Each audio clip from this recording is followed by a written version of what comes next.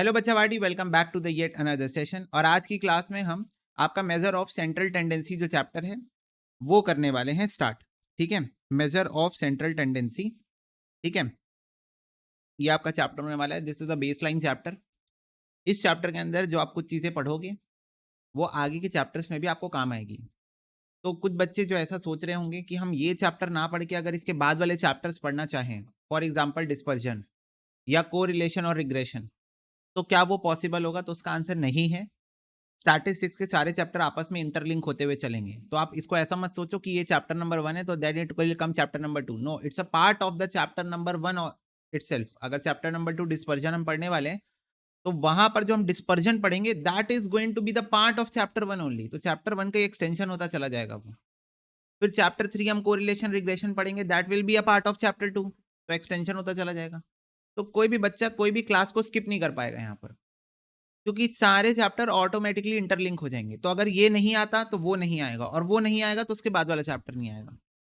तो स्टैटिस्टिक्स का फंडा बड़ा सिंपल है। सबसे ज्यादा स्कोरिंग पोर्शन स्टैटिस्टिक्स है फाउंडेशन के अंदर। तो फाउंडेशन के अंदर जो बच्चों को मैथ्स कंफर्ट लेवल पे नहीं है या कंफर्टेबल नहीं लगता है, उनको स्टैटिस्टिक्स बचाता है बहुत हद तक। बहुत हद तक स्टैटिस्टिक्स आपको स्कोर करने में हेल्प करेगा। ठीक है, ओके, यस। तो स्टैटिस्टिक्स के अंदर बच्चों सबसे पहला जो हम लोग पढ़ रहे हैं वो है मेजर ऑफ सेंट्रल टेंडेंसी। पूरा वन साइडेड न्यूमेरिकल चैप्टर है ये भी। ठीक है, स्टैटिस्टिक्स का थ्योरी पोर्शन भी होता है पर ये न्यूमेरिकल है। ठीक है, ये न्यूमेरिकल पोर्शन है। इसके अंदर हम पहला टॉपिक जो पढ़ने वाले हैं दैट इज योर मीन। ठीक है, तो जो भी बच्चे पहले मीन पढ़ चुके हैं बहुत अच्छी बात है, आपने पहले पढ़ा हुआ है मीन। बट मैं यहाँ पर फिर से शुरू से बेसिक से पढ़ाऊंगा। ठीक है, क्योंकि मैं ज्यूम करके चल रहा हूँ, तुमको कुछ नहीं आता। तो सबसे पहला जो टॉपिक मेरे को आपको पढ़ाना है बच्चों दैट इज अर्थमेटिक मीन। मैं जो भी यहाँ पर लिख रहा हूँ वो आपको लिखने की जरूरत बिल्कुल भी नहीं है, क्योंकि ये सारी चीजें नोट्स में आपको मिल जाएंगी। तो no need to write anything, just just listen, just try to understand what I am trying to say. Arithmetic mean का मतलब होता है बच्चों एवरेज। क्या होता है एवरेज? अब ये हम टॉपिक पढ़ क्यों रहे हैं? क्योंकि जो आपका चैप्टर है ना मेजर ऑफ सेंट्रल टेंडेंसी, वो इसी बारे में बात करता है। सेंट्रल टेंडेंसी जो चैप्टर है वो इसी बारे में बात करता है। सेंट्रल टेंडेंसी बोलता है कि एक ऐसी टेंडेंसी है of a given set of observation ताकि वो क्लस्टर कर सके अराउंड अ सिंगल सेंट्रल और middle value and the single value जो कि रिप्रेजेंट करे given set of observation described and major of central tendency और लोकेशन और एवरेज। तो सेंट्रल टेंडेंसी का मतलब ही यही होता है, एक ऐसी टेंडेंसी या एक ऐसा वैल्यू जो पूरी पॉपुलेशन को रिप्रेजेंट कर रहा हो, जो पूरी पॉपुलेशन को रिप्रेजेंट कर रहा हो। जैसे फॉर एग्जाम्पल कोई पॉलिटिकल पार्टी है और उस पॉलिटिकल पार्टी का एक फेस वैल्यू पर्सन है। ठीक है, इंडिया में भी बहुत सारी पॉलिटिकल पार्टीज हैं। Let's take an example ABC। तीन मेजर पॉलिटिकल पार्टीज हो सकती है इंडिया की। ठीक है, let's name them A, B और C। ठीक है, जस्ट हाइपोथेटिकल एग्जांपल। तो ABC में भी तीन पॉलिटिकल पार्टीज है इंडिया की। तो हर पॉलिटिकल पार्टी का एक फेस वैल्यू होगा, एक पर्सन होगा जो जिसको आप लीडर मानते होगे, जिसको आप मानते होगे नहीं यार ये व्यक्ति इस पॉलिटिकल पार्टी का लीडर है। तो A पॉलिटिकल पार्टी का एक लीडर होगा, B पॉलिटिकल पार्टी का एक लीडर होगा, C पॉलिटिकल पार्टी का एक लीडर होगा। ठीक है, ओके बोलो यस। तो अब मेरे को एक सिंपल सी बात बताओ, क्या वो particular leader of the political party पूरी पूरी पार्टी को रिप्रेजेंट कर रहा होगा? दैट मीन्स अगर वो लीडर अपने मुंह से कुछ कहे, अगर वो लीडर अपने मुंह से कुछ कहे तो that is implicitly told by everyone in that political party या फिर complied by everyone in the political party. मतलब कोई एक पॉलिटिकल पार्टी है, उसका एक लीडर है, उसने अपने मुंह से कुछ कह दिया, कुछ कह दिया, XYZ थिंग कह दी, तो वो XYZ थिंग बाय डिफॉल्ट पूरी पॉलिटिकल पार्टी की ही वर्ड्स है। फटाफट से बताओ, बाय डिफॉल्ट निकला एक जन के मुंह से है, निकला एक जन के मुंह से है, पर वो बाय डिफॉल्ट पूरे पॉलिटिकल पार्टी में जितने भी लोग हैं वो सबके वर्ड्स हैं, वो सबके वर्ड्स है, सब वही मान रहे होंगे, सब वही कंप्लाई करो, सबकी विचारधारा जिसको हम बोलते हैं ना, विचारधारा, vision of the party, vision of the party, विचारधारा, करेक्ट। सबकी विचारधारा अलग हो सकती है। जैसे ए पॉलिटिकल पार्टी का लीडर फोकस करता होगा एजुकेशन में, हेल्थ में, इंफ्रास्ट्रक्चर, बेसिक नेसेसिटीज में। बी पॉलिटिकल पार्टी हिंदुत्व को प्रमोट करना चाहती होगी, राइट, ऐसा भी हो सकता है। सी पॉलिटिकल पार्टी का कोई विजन ही ना हो, क्या पता। ऐसा हो सकता है ना? ठीक है, जो भी बातें हो रही है उसका वास्तविकता से कोई लेना देना नहीं है, ठीक है, ओके। मुझे तो पता भी नहीं है, ABC मैंने ऐसे रैंडमली एग्जाम्पल ले लिया, रैंडम एग्जाम्पल है, इसका रियलिटी से इसका वास्तविकता से कोई लेना देना नहीं, क्या है ये, मुझे तो पता भी नहीं, ठीक है, ओके। तो it is like that only. खैर एनीवेज मैं तुम लोग को ये बता दूं कि कोई भी पॉलिटिकल पार्टी जो है सभी झूठ बोलते हैं, करेक्ट, एवरीवन टेल्स लाई, ठीक है, सब आपको झूठे झूठे वादे कर देंगे इलेक्शन जीतने के लिए, और इलेक्शन जीत जाएंगे तो लड्डू खिला देंगे, ठीक है। तो कोई भी पॉलिटिकल पार्टी अच्छी नहीं होती, और सिर्फ इंडिया की बात नहीं, पूरे वर्ल्ड की बात है, पूरे वर्ल्ड में कोई पॉलिटिकल पार्टी अच्छी, politics is a dirty game guys, politics is a dirty game. तो पूरे वर्ल्ड में जितनी भी पॉलिटिकल पार्टीज हैं सब बुरी होती है, समझे। अभी वर्ल्ड में 2 जगह पे वॉर लाइक सिचुएशंस भी चल रही है ना, तो वॉर लाइक सिचुएशंस भी पॉलिटिक्स ही है, समझ रहे हो। कुछ लोग वॉर कर रहे हैं क्योंकि उनको पावर में रहना है, कुछ लोग वॉर को प्रमोट कर रहे हैं क्योंकि उनको अपने वेपन्स बेचने हैं, हमारा प्यारा प्यारा ए, है ना। तो समझ रहे हो ना, politics is not a good game. खैर एनीवेज हमको पॉलिटिक्स के बारे में बात करना है, नो, हमको अर्थमेटिक मीन के बारे में बात करना है, यस। तो सेंट्रल टेंडेंसी का मतलब होता है सिर्फ एक ऐसी वैल्यू, सिर्फ एक वैल्यू, सिर्फ एक वैल्यू जो पूरे पूरे पूरे डेटा को रिप्रेजेंट कर रही हो, पूरे डेटा को रिप्रेजेंट कर रही हो, ऐसी एक वैल्यू, बस ऐसी एक वैल्यू, बस ऐसी एक वैल्यू, बस ऐसी एक वैल्यू जो पूरे डेटा को रिप्रेजेंट करी। एब्सोल्युटली करेक्ट बच्चों, फटाफट से बताओ। सेंट्रल टेंडेंसी मतलब एक ऐसी वैल्यू जिसके पास ताकत हो पूरे डेटा को रिप्रेजेंट करने की, पूरे डेटा को रिप्रेजेंट करने की, राइट, बोलो हाँ। अब जैसे एक पॉलिटिशियन है, उनको पॉलिटिशियन होना नहीं चाहिए पर वो पॉलिटिशियन है, okay, she, I am talking about she. अब वो कुछ उल्टे पुल्टे स्टेटमेंट्स पास ऑन करती है, उनकी ही पॉलिटिकल पार्टी एक प्रेस रिलीज निकाल के बोलती है ये जो बातें कर रही हैं उससे हमारा कोई लेना देना नहीं है, ये जो बातें कर रही हैं ये एक्टिंग है, क्योंकि शी इज एन एक्टर, क्योंकि शी इज एन एक्टर, तो ये जो बातें कर रही हैं उसका हमसे कोई लेना देना नहीं है, इनको हटाओ। प्रेस रिलीज निकाल के बताना पड़ता है। तो अब मेरे को एक बात बताओ, क्या वो particular political party, let us assume that political party is B, example, ऐसी एग्जाम्पल रैंडम ले रहा हूं ना, कुछ ऐसा लेना देना नहीं है इसका, लेट अस अज्यूम वो पॉलिटिकल पार्टी बी है और उसकी एक पॉलिटिशियन है जो कुछ भी स्टेटमेंट उल्टा पुल्टा जो मन में आया बस बकवास कर दिए, ठीक है, ओके, जो मन में बकवास कर दी, तो ऐसे बकवास कर रही है। अब पॉलिटिकल पार्टी बी बोल रही है नहीं हमारा इनसे कोई लेना देना नहीं, ये हमारे ये इनका हम नहीं जानते क्या बोल रही है, कुछ भी बोल रही है, हम हमारा इनसे कोई लेना नहीं है। तो अब सारे बच्चे बताओ क्या वो एक सेंट्रल टेंडेंसी हुई, फटाफट से बताओ, क्या वो एक सेंट्रल टेंडेंसी हुई, आंसर इज नो। पर अब बताओ अगर पॉलिटिकल पार्टी का लीडर कोई बात बोल दे, अगर पॉलिटिकल पार्टी का लीडर कोई बात बोल दे तो कैसी भी उल्टी पुल्टी बात हो, जैसे फॉर एग्जाम्पल कि आई एम नॉट बायोलॉजिकल, ठीक है, I am convinced I am not biological, तो पॉलिटिकल पार्टी का लीडर अगर कोई बात बोलते, कोई लीडर, राइट, तो उस सिचुएशन में स्टेप बैक नहीं कर सकते।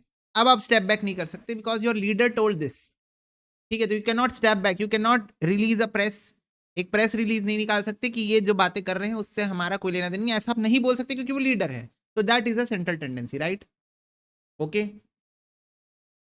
हाँ बहुत ईजी है, स्टैटिस्टिक्स में नंबर स्कोर करना बहुत ईजी है, ठीक है। तो खैर एनीवेज तो एक वैल्यू गाइस, एक वैल्यू जो पूरे डेटा को रिप्रेजेंट करे, एक वैल्यू जो पूरे डेटा को रिप्रेजेंट करे, एक वैल्यू पूरे डेटा को रिप्रेजेंट करे, that is known as central tendency. तो जैसे पॉलिटिकल पार्टी के हमारे लीडर्स होते हैं, ठीक है, तो that is the single person जो पूरी पूरी पार्टी को रिप्रेजेंट करते हैं, जब वो कोई भी बात बोल रहे होते हैं, that is central tendency, one of the example. बाकी हम इसको नंबर गेम से ज्यादा बेटर समझेंगे, ठीक है, ओके। तो अर्थमेटिक मीन का मतलब होता है बच्चों एवरेज, अर्थमेटिक मीन का मतलब होता है average, it is represented by bar x, कुछ भी लिखना नहीं है ना, कुछ भी लिखना नहीं है, अर्थमेटिक मीन का मतलब होता है average, it is represented by bar x. अब आपको जब मीन निकालने बोला जाएगा तो डेटा आपको 3 अलग अलग तरीकों से लिख के दिया जा सकता है। अच्छा डेटा वही होता है ना, डेटा वही होता है, लिखने के तरीके बदलते हैं डेटा को। तो मान लो बहुत छोटा सा डेटा होता है तो उसको मैं ऐसे ही लिख के दे देता हूँ, ऐसे ही, जैसे मान लो ये देखो, मान लो कुछ भी डेटा है 10 12, 15, 17, 10, 15, 13, 14, 14, 8, 9, 10, 12,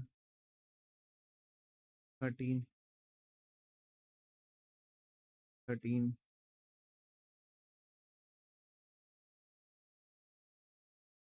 7, 4। ये देखो, ये बहुत छोटा सा डेटा, राइट? बहुत छोटा है ना ये डेटा डेटा है क्या बेटा? सैंपल साइज सेंसस सर्वे होता है इंडिया का, इतने बड़े बड़े डेटा, करोड़ों millions of data, excel sheet का दिमाग खराब हो जाए, इतने सारे डेटा होते हैं, कोडिंग लग जाती है उस टाइप के डेटा को प्रोसेस करने। बड़े बड़े डेटा होते हैं, तो बहुत छोटा है, तो प्यारा सा नन्ना मुन्ना सा डेटा है, तो ऐसे डेटा छोटा सा हो सकता है, ठीक है।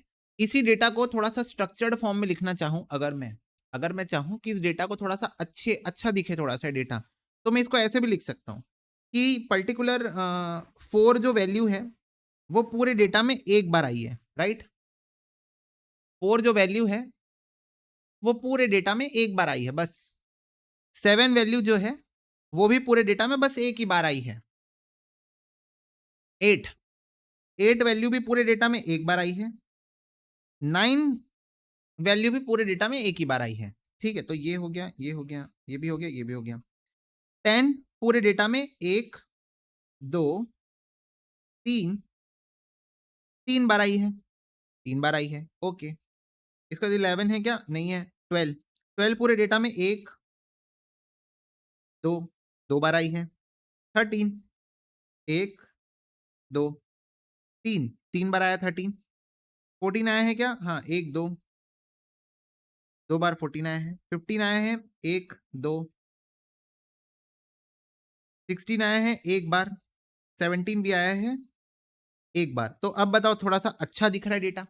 खैर इससे भी प्रॉब्लम नहीं थी, पर थोड़ा डेटा अच्छा दिख रहा है कि 4 एक बार आया है, 7 एक बार आया है, 8 एक बार आया है, राइट? 9 एक बार आया है, 10 3 बार आ गया है, 12 2 बार आ गया है, राइट? Correct, yes.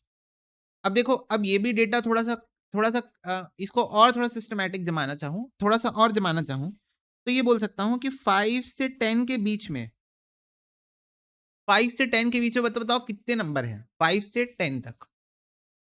फिर उसके बाद आप ये भी बोल सकते हो 10 से 15 तक, और 15 से 20 तक कितने नंबर हैं बताओ। एक सेकेंड ना, बताओ बताओ। ओके, चलो बच्चों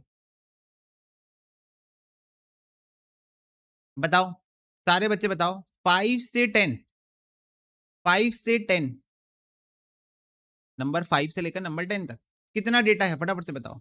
1 2 3 4 5 6 7, 5 6 7।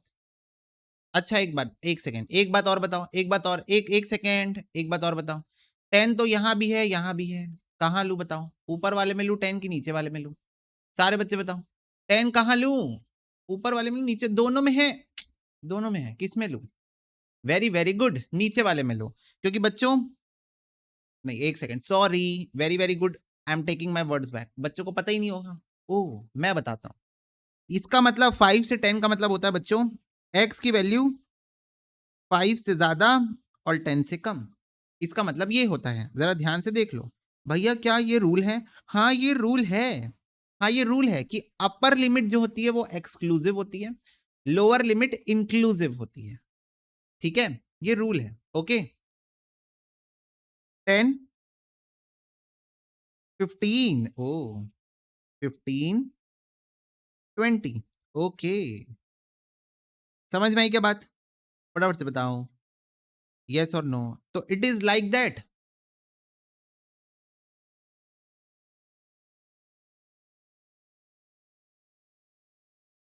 ठीक है, हाँ 9.99 तक ले सकते हैं सुधांशु, यस। ठीक है, तो समझ में आई बात। तो अपर लिमिट जो है ना, यहां पर भी है 10, यहां पर भी है 10, तो यहां पर लेते हैं, यहां पर नहीं लेते हैं, ये याद रखना है। अच्छा भैया ये याद रखना है? हाँ ये याद रखना है कि ये जो 10 है ना, इसको यहां नहीं यहां लेंगे, ये जो 15 है इसको यहां नहीं यहां लेंगे, ठीक है, याद रखना, ओके। तो चलो बताओ, 5 से लेकर 9 तक, बेसिकली 5 से लेकर 9 तक बच्चों कितना है? ये है 4, तो ये आ गया 4। अब 10 से लेकर 14 तक बच्चों, 10 से लेकर 14 तक, 10 से लेकर 14 तक बताओ सारे बच्चे।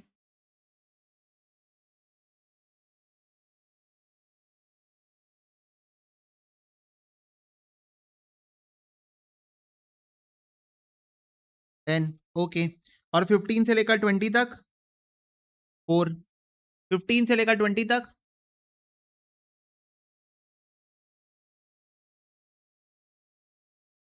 अच्छा अच्छा अच्छा, एक सेकंड एक सेकंड, हाँ हाँ बच्चों, करेक्ट करेक्ट। 4 इसमें क्यों आ रहा है, एक और सीरीज बनानी पड़ेगी, रुको ना। 4 भी तो है, 4 मैंने ध्यान नहीं दिया, रुको। 4 भी तो है भैया, अच्छा। 0 से 5, हाँ अब ठीक है, अब ठीक है, अब ठीक है, ठीक है, अब ठीक है। सारे बच्चे बताओ, अब ठीक है क्या? हाँ भैया अब ठीक है। हम्म, तो 4 हम 0 से 5 में ले लिए, चलो डन। तो अब बताओ, ये और अच्छा लग रहा है, ये और अच्छा लग रहा है। सारे बच्चे बताओ, ये भी अच्छा ही था, ये भी अच्छा ही है, छोटा सा डेटा है, क्या इसमें अच्छा बुरा यार, छोटा सा डेटा है, तो इसमें क्या अच्छा क्या बुरा, है ना? इसमें क्या अच्छा क्या बुरा, छोटा सा तो डेटा है। पर सोचो जब डेटा बड़ा हो जाए तो ये अच्छा दिखेगा, ये भी अच्छा दिखेगा। डेटा अगर बड़ा हो जाए, बड़ा, और एक ही वैल्यू बार बार रिपीट हो रही है, 10 10 10 10, जैसे मान लो क्लास में 100 बच्चे, तो सोचो 100 बच्चों का मार्क्स ऐसे लिखूंगा, मजा आएगा क्या? एक बार बताओ ना प्लीज, प्लीज एक बार बताओ। 100 बच्चे हैं बच्चों क्लास में, 100 बच्चों का मार्क्स ऐसे लिखूं, मजा आएगा? जैसे मैं आई एम का मैं बताता हूँ तुम लोगों को, आई एम में 300 स्टूडेंट्स हैं, ठीक है, 330 स्टूडेंट्स हैं। हेलो एवरीवन, 330 बच्चे एमबीए कर रहे हैं, पीजीपी, ठीक है, पोस्ट ग्रेजुएशन, सॉरी, हाँ 330 बच्चे, यस, 330 बच्चे कर रहे हैं। अब बताओ 330 बच्चों का मार्क्स ऐसे लिखूंगा, मजा आएगा? बिल्कुल नहीं मजा आएगा। तो अब बताओ कि क्लास में कुछ बच्चे ऐसे होंगे जिनके मार्क्स रिपीट हो रहे होंगे, 10 10 10 10 आए हैं 10 बच्चों के, 20 20 20 आए हैं 8 बच्चों के, 30 आए हैं कुछ 40 बच्चों के, 40 आए हैं कुछ 15 बच्चों के, तो उसको ऐसे लिख सकता हूं। पर ऐसे भी बहुत ज्यादा मजा नहीं आएगा, पूछो क्यों? क्योंकि मार्क्स तो पॉइंट में भी आते हैं, मार्क्स तो पॉइंट में भी आते हैं, तो किसी का 30.5 आया होगा, किसी का 42.5 आया होगा, किसी का 38.2 आया होगा, तो पॉइंट में भी आते हैं, तो ऐसे लिखूंगा तो भी दिक्कत, क्योंकि ऐसा भी हो सकता है 330 में से 250 बच्चों के मार्क्स अलग अलग नंबर्स दिख रहे हो, तो उसमें उस केस में ये बना सकता हूं कि हाँ बताओ 0 से 10 कितने लोग के मार्क्स आए हैं, या 0 से 50 कितने लोगों के मार्क्स आए हैं। मतलब मान लो, नहीं 0 से 10, 50 मार्क्स का अगर पेपर है तो 0 से 10 कितने लोग के मार्क्स हैं, 10 से 20 कितने लोग के मार्क्स हैं, 20 से 30 कितने लोग के मार्क्स हैं, 30 से 40, 40 से 50, खत्म। ओके, तो मेरे को एक बात बताओ सिंपल शब्दों में, इट डिपेंड्स, बोलो हाँ। इट डिपेंड्स कि डेटा को कैसे सजाया जाए, ऐसे सजाया जाए, मान लो 5 10 15 लोग हैं बस, 5 10 15 लोग हैं बस, तो ऐसे ही सजा लो, क्या करना है, ये सब करने की जरूरत ही नहीं, ऐसे ही सजा लो।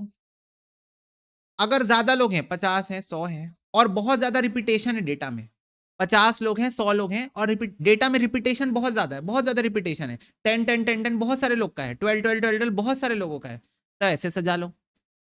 अगर डेटा पॉइंट पॉइंट में है तो ऐसे सजा लो, तो इट डिपेंड्स। बच्चों इसका नाम है इंडिविजुअल सीरीज, इसको हम कहते हैं प्यार से डिस्क्रीट सीरीज, और इसको हम प्यार से कंटिन्यूअस सीरीज कहते हैं। ओ माय गॉड, भैया क्या ये कॉन्सेप्ट था? हाँ ये कॉन्सेप्ट था। इसको हम प्यार से कहते हैं इंडिविजुअल सीरीज, जहां पर सिर्फ एक लाइन में पूरा डेटा दिया रहता है। इसको कहते हैं डिस्क्रीट सीरीज, जहां पर आपको डेटा की वैल्यू यहां दी रहती है, और वो वैल्यू कितने बार रिपीट हो रही है वो यहां दी रहती है, जिसका नाम है फ्रीक्वेंसी,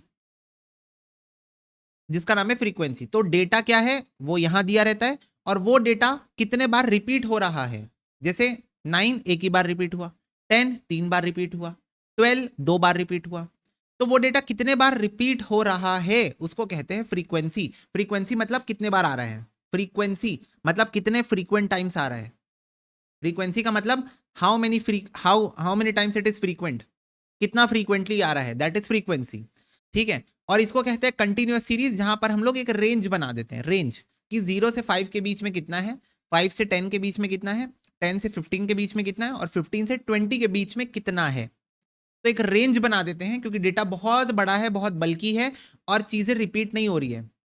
चीजें रिपीट नहीं हो रही है, मतलब किसी का मार्क्स 10 है, किसी का 12.5 है, किसी का 13.8 है, किसी का 14.9 है, किसी का 15 पॉइंट समथिंग है, किसी का 16 पॉइंट समथिंग है, 70, मतलब रिपीटेशन वाला केसेस कम है, अलग अलग मार्क्स ज्यादा है सबके, पर एक रेंज बनी हुई है। तो जब रेंज बनाना हो तो कंटिन्यूअस सीरीज। तो ये 3 अलग अलग टाइप की सीरीज हो सकती है आपको क्वेश्चन में गिवन, और रियल लाइफ में भी, रियल लाइफ में भी और क्वेश्चन में भी ये 3 अलग अलग टाइप की सीरीज आपको देखने को मिल सकती है। Individual series, discrete series, continuous series. समझ में आया? फटाफट से बताओ, सारे बच्चे बताओ, समझ में आया?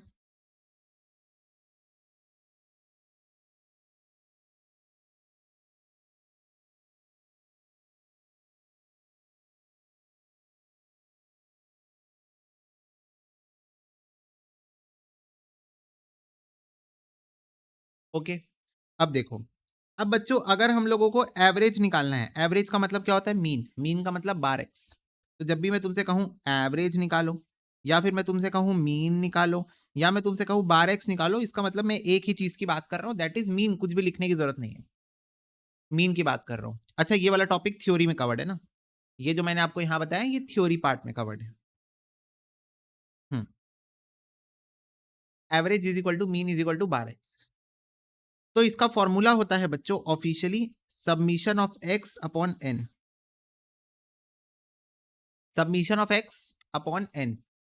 अच्छा, मतलब जो आपको डेटा गिवन है, डेटा गिवन है, उसका टोटल निकालो, प्लस कर करके, प्लस कर करके उस डेटा का टोटल निकालो, और जितना डेटा है उतने नंबर से डिवाइड कर दो। जितने लोगों का डेटा है, जितने आइटम्स का डेटा है, कुछ भी हो, उसके नंबर से डिवाइड कर दो। जैसे फॉर एग्जाम्पल आपको जो मैंने ये डेटा दिया, जरा बच्चों इसका टोटल बताओगे कैलकुलेटर चला के? इसका टोटल बताना पसंद करोगे कैलकुलेटर चला के?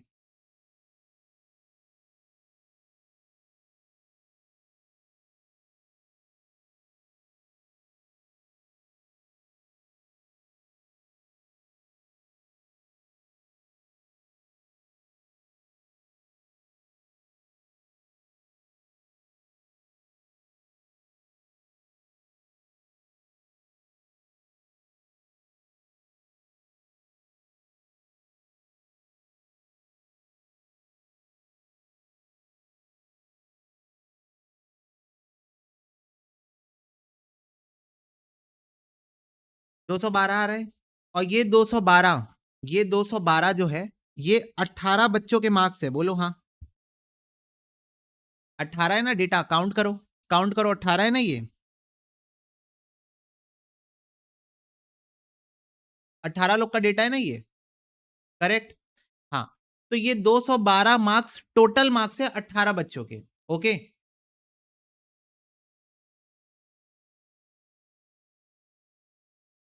ठीक है, ये 212, ये 212 18 बच्चों के मार्क्स है, तो ये 212 टोटल मार्क्स है 18 बच्चों के। तो इससे आप इसको डिवाइड कर दो, तो 212 डिवाइडेड बाय 18, तो ऑन एन एवरेज क्लास का जो स्कोर है वो 11.77 है। इस क्लास के जो 18 बच्चे हैं उनका जो एवरेज स्कोर है, मीन स्कोर है, वो है 11.77, या 78 भी बोल सकते हो, ठीक है? 11.77 या 78, ठीक है, समझ में आया? तो ये होता है बच्चों मीन निकालने का formula, total of the data divided by number of data, sigma X upon N. Sigma का मतलब होता है सम, इसको बोलते हैं सिग्मा, और इसका मीनिंग होता है सम निकालना, सम मतलब प्लस करना, इसका नाम है सिग्मा। सिग्मा का मतलब होता है सम निकालना, और सम निकालने का मतलब होता है प्लस करना, प्लस। तो सिग्मा एक्स, जो डेटा आपको दिया रहता है उसका नाम है एक्स, जो डेटा आपको दिया रहता है इसका नाम होता है एक्स। तो ये जो आपको डेटा दिया हुआ है एक्स, ये जो आपको डेटा दिया हुआ है एक्स, उसका टोटल निकालना और डिवाइड कर देना नंबर ऑफ डेटा से, तो that is known as sigma X upon N. Okay, okay. अब हम जो एवरेज निकाल रहे हैं उससे क्या कंक्लूड होता है नितिन? It depends. जैसे फॉर एग्जांपल मैं तुम लोगों को आईएम्स का एक कल्चर बताता हूं, ये एवरेज आया है क्लास का, सारे बच्चे बोलो यस। वो नितिन डिपेंड करता है पर्पस क्या है। अब एक पर्पस में एग्जांपल के तौर पे रियल लाइफ एग्जांपल बता देता हूं। आईएम्स का एक रूल है कि जो एफपीएम स्टूडेंट एवरेज स्कोर से ज्यादा स्कोर नहीं करेगा उसको निकाल दिया जाएगा आईएम से, ये रूल है, पता है, ये रूल है। जैसे हमारे स्कूल में क्या होता था, हमारे स्कूल में ऐसा होता था कि आपको 33% मार्क्स स्कोर करना है। स्कूल में ऐसे ही होता था, याद है? स्कूल में ऐसे ही होता था कि 33% मार्क्स आपको स्कोर करना है तो you are pass, otherwise you are fail. Correct? Fail हो गए तो फिर से उस सब्जेक्ट का सप्लीमेंट्री एग्जाम दो या तो वो कर दो। आइम्स में ऐसे नहीं, आइम्स में निकाल देंगे, निकाल देंगे। बीइंग एन एफपीएम स्टूडेंट, अगर आप एवरेज स्कोर से ज्यादा मार्क्स नहीं ला रहे हो तो आपको निकाल देंगे। समझ गए? तो दैट्स द रूल। तो अब देखो एवरेज का यूज समझ में आया। आइएम्स वाले एवरेज का यूज ऐसे कर रहे हैं, they are using average, they are using mean, they are using bar X. ठीक है, how they are using, they are using it as a benchmark कि कम से कम इतना तो लाओगे। करेक्ट?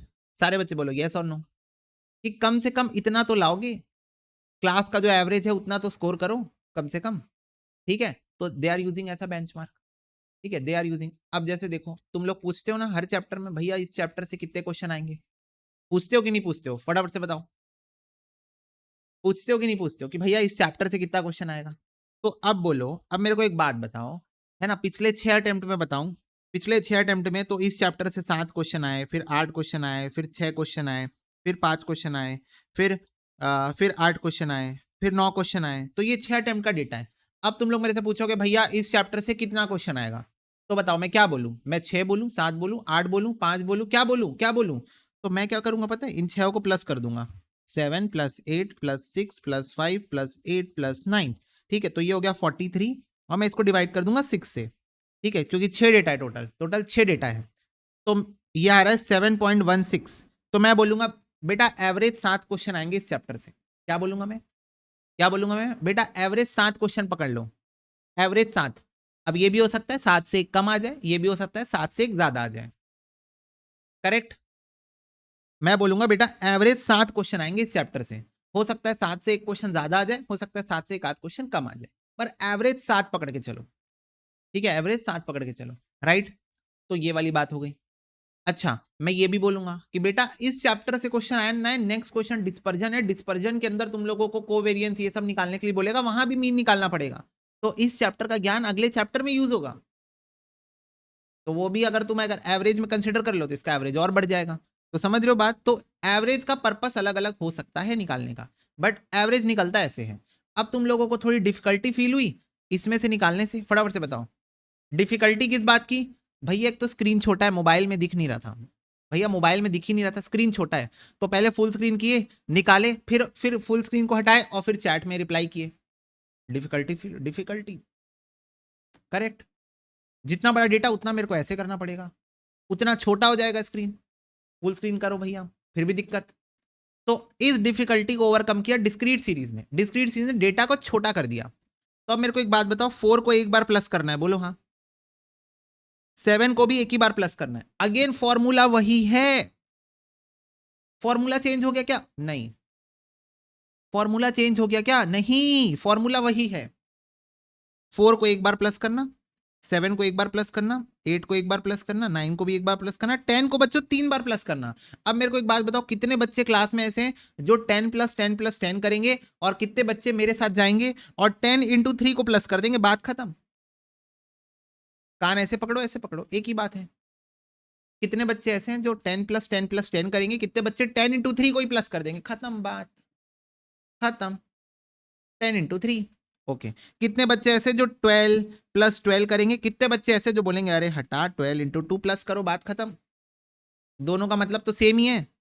12 + 12 भी 24 होता है, 12 × 2 भी 24 होता है। तो 24 प्लस करने से मतलब अपने को क्या है, अपने को तो 24 प्लस करना है, कैसे भी करो। 13 + 13 + 13 करोगे कि 13 × 3 करोगे? अब यहां तो डेटा छोटा है, मेरे को मान लो 12 को मैं 8 बार लिख दूं यहां, तो दिमाग खराब हो जाएगा 8 बार प्लस करने में। फटाफट से बता दो, दिमाग खराब नहीं हो जाएगा 8 बार 12 को प्लस करने में? 12 + 12 + 12 + 12 + 12 + 12 + 12 + 12, oh my God.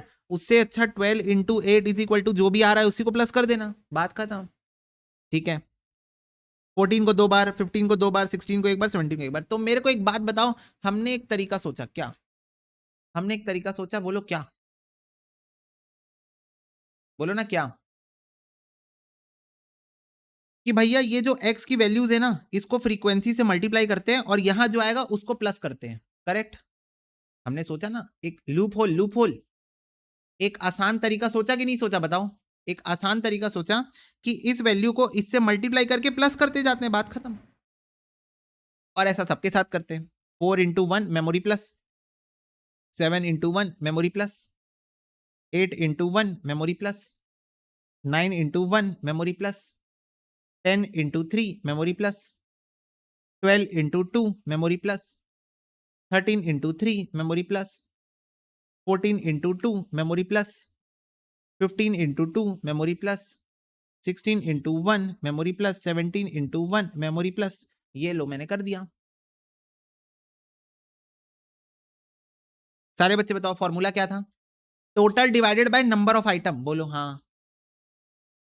Total divided by number of item, बोलो यस और नो, यस और नो। टोटल सिग्मा एक्स तो हमने निकाल लिया, divide by number of item. Number of item मतलब कितने आइटम्स है, तो 4 एक बार है, ओके 1, 7 एक बार है, ओके 2 हो गया, फिर ये 8 भी एक बार है, ओके 3 हो गया, फिर ये 9 भी एक बार है, ओके 4 हो गया, फिर ये 3 बार है तो ये 7 हो गया, 8 9 10 11 12 13 14 15 16 17 18 18 ही है ना? अरे 18 ही तो है, इसी डेटा को तो शॉर्ट करके लिखें। 18 आइटम है कि नहीं है? सारे बच्चे बताओ, सारे बच्चे बताओ 18 आइटम है कि नहीं है? है। तो ये तुम्हारा जो मेमोरी आया है 212, देख लो 212 ही आया है, 212 ही आया है, उसको डिवाइड कर दो 18 से, उसको डिवाइड कर दो 18 से, सेम आंसर। तो बच्चों मेरे को एक बात बताओ, सिर्फ डेटा की प्रेजेंटेशन को चेंज करने के कारण, मेरे को एक बात बताओ, मेरे को सारे बच्चे एक बात बताओ, सिर्फ डेटा की प्रेजेंटेशन को चेंज करने के कारण, अच्छा ओ, डेटा की प्रेजेंटेशन को चेंज करने के कारण फॉर्मूले में मेरे को एक चेंज देखने को मिला। क्या? कि यहां पर मैंने सिग्मा तो निकाला, मैंने प्लस तो किया, मैंने प्लस तो किया, पर मैंने क्या प्लस किया? मैंने x को f से मल्टीप्लाई किया और उसको प्लस किया। बोलो यस और नो, सारे बच्चे बताओ। x और f को मल्टीप्लाई किया और फिर प्लस किया, राइट? तो फॉर्मूले में एक शिफ्ट देखने को मिला। डेटा की प्रेजेंटेशन को चेंज करने के कारण, डेटा की प्रेजेंटेशन को चेंज करने के कारण मैंने x को f से मल्टीप्लाई किया और फिर मैंने उसको प्लस किया और मैंने डिवाइड किया f के टोटल के साथ। f का मैंने टोटल निकाला, f का टोटल 1 2 3 4 5 6 7 8 9 10 11 12 13 14 15 16 17 18, मैंने f का टोटल निकाला, मैंने f का टोटल निकाला और उससे डिवाइड किया। अब मेरे को एक बात बताओ, ये कुछ अलग कर रहा हूं क्या? मैं सेम ही चीज कर रहा हूं, बस क्योंकि प्रेजेंटेशन बदल गई तो फॉर्मूला बोलने का तरीका बदल गया, क्योंकि प्रेजेंटेशन बदल गई। इंडिविजुअल सीरीज से डिस्क्रीट सीरीज चले गए आप इंडिविजुअल सीरीज से डिस्क्रीट सीरीज चले गए, समझ रहे हो? इंडिविजुअल से डिस्क्रीट चले गए, तो सिर्फ सीरीज चेंज करने के कारण फॉर्मूला बोलने का तरीका बदल गया। कर वही रहे हो जो पहले कर रहे थे, पहले कर रहे थे वही कर रहे हो। तो ये बच्चों, हाँ रिश्ता वही, सोच नहीं, एग्जैक्टली। तो यहां पर था सिग्मा एक्स अपॉन एन, यहां हो गया sigma F X upon sigma F, कर वही रहे हो, बस बोलने का तरीका बदल गया। लास्ट बच्चों कंटिन्यूअस सीरीज। अब कंटिन्यूअस सीरीज में एक्चुअली एक प्रैक्टिकल डिफिकल्टी है। क्या डिफिकल्टी है? कि आपने रेंज ले लिया है 0 से 5, 5 से 10, 10 से 15, 15 से 20। तो क्योंकि निकालने का मुद्दा एवरेज ही है, क्योंकि निकालना तो एवरेज ही है, तो एक काम करो, ये जो आपने क्लास इंटरवल, इसको बोलते हैं क्लास इंटरवल्स, इसका नाम है, इसका नाम है क्लास इंटरवल्स, ठीक है, नाम है इसका नाम। ओके, बोलने के लिए कुछ तो होना चाहिए, तो क्लास इंटरवल बोल लो। तो इस क्लास इंटरवल का भी एवरेज ले लो। क्लास इंटरवल का एवरेज मतलब 0 + 5 डिवाइडेड बाय 2, यानी कि बीच का बंदर मस्त कलंदर 2.5। ये जो रेंज है ना 0 से 5, ये जो रेंज है ना 0 से 5, इसका एवरेज ले लो, इसका एवरेज ले लो। ये 5 से 10 है ना, इसका भी एवरेज ले लो। 5 से 10 का एवरेज 7.5। 10 और 15 का एवरेज ले लो, 10 और 15 का एवरेज क्या आएगा? 12.5। और 15 और 20 का एवरेज आएगा 17.5। तो तुम इसी को मान लो x, एज्यूम कर लो, इसको हम एज्यूम कर लिए x, इसको हमने एज्यूम कर लिया x, और ये हमारा f है कि ये कितने बार रिपीट हो रहा है। 0 से 5 के बीच में जो वैल्यू है, कितनी वैल्यू है? एक वैल्यू है। 5 से 10 के बीच में कितनी वैल्यू है? 3 वैल्यू है। 10 से 15 के बीच में 10 वैल्यूज हैं, और 50 से 20 के बीच में 4 वैल्यूज हैं। तो अब आपको यहां पर करना है sigma F M, sorry F X upon sigma F, वही करना है, सेम चीज करना है, sigma F X upon sigma F, वही सेम चीज करना है, सेम सेम सेम। बस यहां पर x को निकालना पड़ा। x की वैल्यू क्या है यहां पर, सारे बच्चे बताओ, x की वैल्यू हमने यहां पर कैसे निकाली, हमने ये जो क्लास इंटरवल्स लेके रखा है ना उसका ही एवरेज ले लिया, 0 से 5 का एवरेज ले लिया। तो 0 प्लस 5 डिवाइडेड बाई 2, फिर 5 plus 10 divided by 2, 10 plus 15 divided by 2, 15 plus 20 divided by 2, हमने क्लास इंटरवल्स का ही एवरेज ले लिया। बताओ बच्चों कितना आ रहा है, फटाफट से बताओ कितना आ रहा है। 2.5 into 1 memory plus, 7.5 into 3 memory plus, 12.5 into 10 memory plus, 17.5 into 4 memory plus, MRC ये आ रहा है 220 divided by total of F. तो 3 4 14 18, 18 ही होगा ये भी। तो 220 डिवाइड बाय 18, तो आंसर आ रहा है 12.22, आंसर आ रहा है 12.22। बोलो हाँ। अब तुम बोलोगे भैया यहाँ तो आंसर अलग हो गया, यहाँ तो 11.77 आया था, यहाँ भी 11.77 आया था, पर यहाँ पर भैया आंसर अलग आ रहा है। क्यों अलग आ रहा है बच्चों, क्योंकि ये जो क्लास इंटरवल है ये आपको एग्जैक्ट वैल्यूज नहीं बता रही है, जबकि इंडिविजुअल और डिस्क्रीट सीरीज आपको एग्जैक्ट वैल्यूज बता रही थी। समझ रहे हो ना आंसर अलग क्यों आ रहा है, समझे आंसर अलग क्यों आ रहा है, क्योंकि यहां पर जो आपने x की वैल्यूज ली है these are not exact values, these are estimated values of the class interval. Estimated values ले ली आपने, यहां पर आपने मीन निकालने के लिए एस्टिमेटेड वैल्यूज ले ली, 2.5 7.5 12.5 17.5, these are not exact values बच्चों, ये एग्जैक्ट वैल्यूज नहीं है। तो आपने जो क्वेश्चन को सॉल्व किया तभी आपने एस्टिमेटेड वैल्यूज ले ली, तो इसलिए आपका आंसर भी अप्रोक्सीमेटली आएगा। तो यहाँ 11.77 है एक्चुअल आंसर, बट 12.22 आ रहा है एस्टिमेटेड आंसर, ठीक है। जबकि यहाँ इंडिविजुअल और डिस्क्रीट सीरीज में आपने एग्जैक्ट वैल्यूज को लेके सॉल्व किया है, इसलिए आपका आंसर वहां दोनों जगह सेम आएगा, पर कंटिन्यूअस सीरीज में अगर आप सेम क्वेश्चन को सॉल्व करोगे तो अलग आंसर आएगा। समझ में आई बात। तो मेरे को एक बात बताओ बच्चों, क्वेश्चन को लिखने का तरीका बदल रहा है पर मीन वैसे ही निकलेगा, sigma X upon N, sigma F X upon sigma F, और यहां पर भी sigma F X upon sigma F, लेकिन यहां पर जो एक्स की वैल्यू है वो होने वाली है इन दोनों के बीच की वैल्यू, क्लास इंटरवल के सेंट्रल वैल्यू, क्लास इंटरवल की सेंट्रल वैल्यू, यानी कि 0 से 5 के केस में 2.5, 5 से 10 के बीच में 7.5, 10 से 15 के बीच में 12.5 और 15 से 20 के बीच में 17.5। बोलो एब्सोल्युटली क्लियर हुआ आपको तीनों सीरीज, और तीनों सीरीज में मीन कैसे निकाला जाता है, फटाफट से बताओ, क्लियर हुआ, बोलो।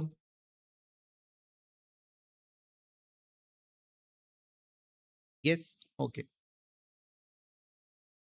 चलो। The monthly expenditure of 5 house hold is, 1 2 3 4 5, calculate करो मीन बाय डायरेक्ट मेथड। अब ये क्या मेथड क्या बोल रहा है उसको इग्नोर करो, आंसर निकालो बस। मीन बताओ बच्चों, मीन एक्सपेंडिचर क्या होगा अगर 5 घरों के एक्सपेंडिचर आपको यहां दिए हुए, तो मीन एक्सपेंडिचर क्या होगा यहां पर,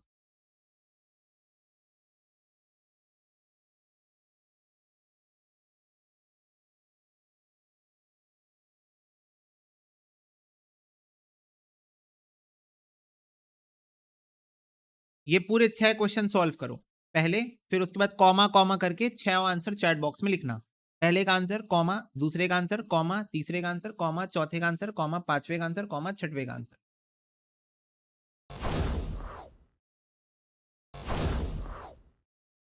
चलो आई थिंक ऑलमोस्ट सबने दे दिया आंसर, कुछ बच्चे अभी भी दे रहे, चलो ठीक है। पहले क्वेश्चन का बच्चों आंसर होगा, देखो मैं कैलकुलेटर ओरिएंटेड चलता हूं, तो सिग्मा एक्स अपॉन एन, ठीक है, तो 1550 प्लस 1715 प्लस 1690 प्लस 820 प्लस 1150, ये आपका टोटल 5 आइटम्स है, तो सिग्मा एक्स अपॉन एन करोगे तो 1385 आ रहा है, ठीक है, बोलो।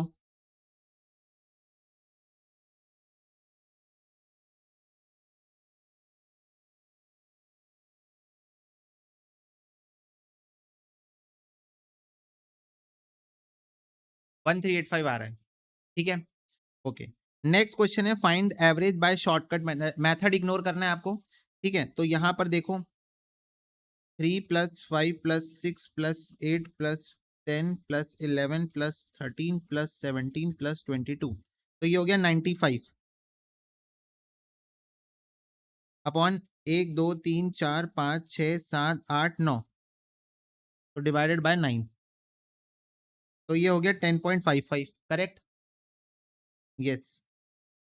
इसके बाद डेली वेजेस आपको 10 फैमिली की दी हुई है, इसका एवरेज बताना है, तो bar x is equal to 90 + 120 + 80 + 85 + 90 + 130 + 200 + 225 + 255 + 295, 1570 divided by 10, तो 157। बोलो हाँ, 157, राइट। यस, तो थर्ड का आंसर हो गया 157। फोर्थ का आंसर देखो, सीरियल नंबर दिया हुआ है, सीरियल नंबर से क्या लेना देना, सीरियल नंबर से क्या लेना देना, उसको इग्नोर करो। 1 2 3 4 5 6 7 8 डेटा आपको दिया हुआ है, 45 + 60 + 35 + 48 + 65 + 50 + 57 + 76, ठीक है। तो 436 bar x is equal to 436 divided by 8 लोगों का डेटा दिया है, तो डिवाइड बाय 8 कर दो, तो 54.5, ठीक है, 54.5,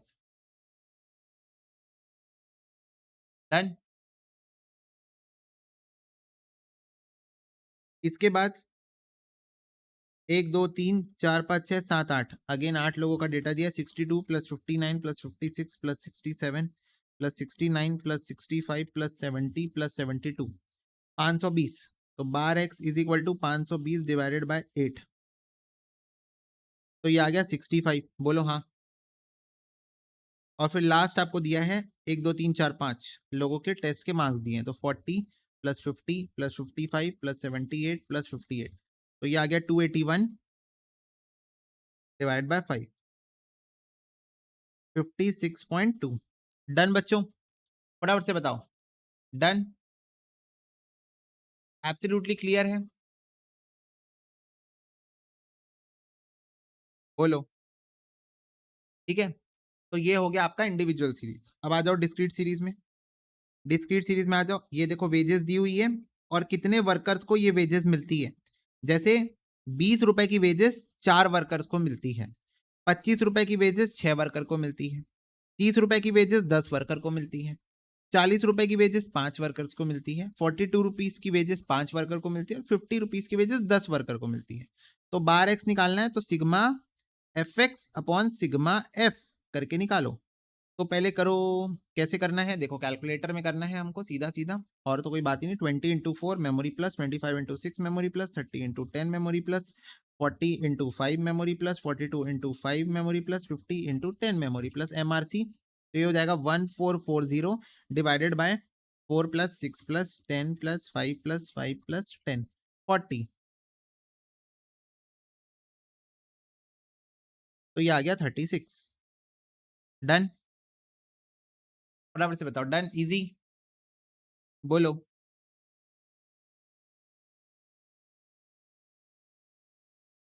sigma F X upon sigma F. Next question देखो, 50 × 1 memory plus, 55 × 2 memory plus, 60 × 3 memory plus, 70 × 4 memory plus, 85 × 5 memory plus MRC, तो 1045 हो गया, डिवाइड बाय 9 10 11 12 13 14 15, तो ये आ गया 69.66। डन, फटाफट से बताओ, डन, इजी।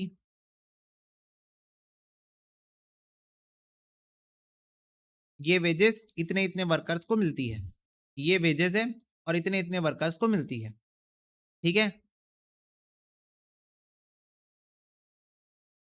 तो sigma F X upon sigma F.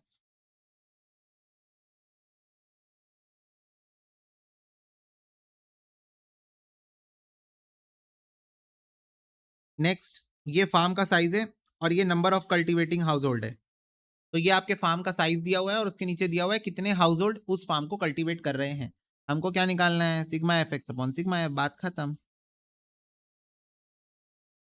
64 × 8 memory plus, 63 × 18 memory plus, 62 × 12 memory plus, 61 × 9 memory plus, 60 × 7 memory plus, 59 × 6 memory plus MRC 3713 divided by 8 plus 18 plus 12 plus 9 plus 7 plus 6,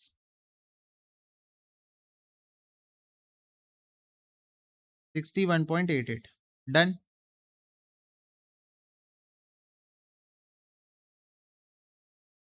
61.88.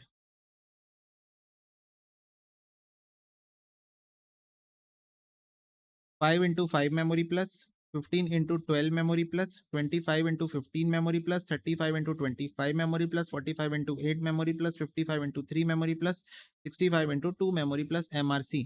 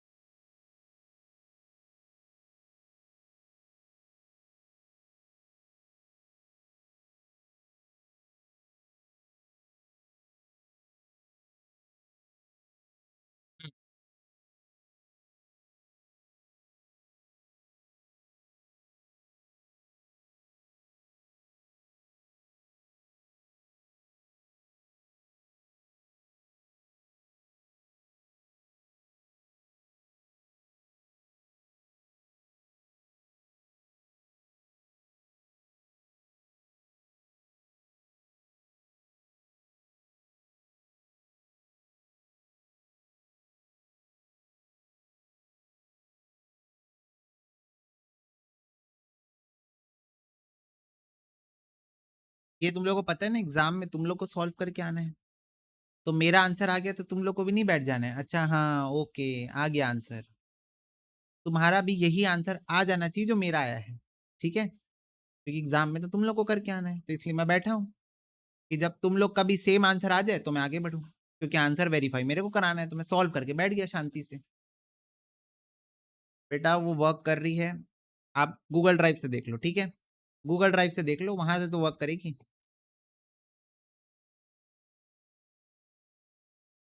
हो गया हो गया, फटाफट से बताओ हो गया क्या,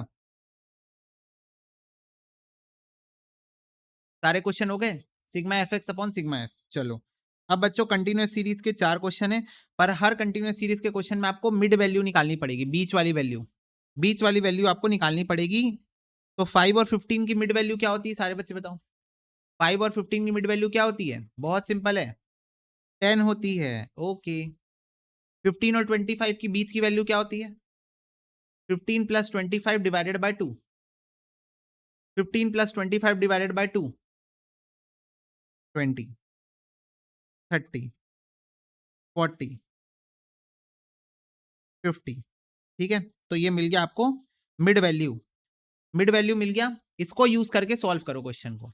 10 into 8 memory plus, 20 into 12 memory plus, 30 into 15 memory plus, 40 into 9 memory plus, 50 into 6 memory plus, divided by number of students का टोटल, ठीक है।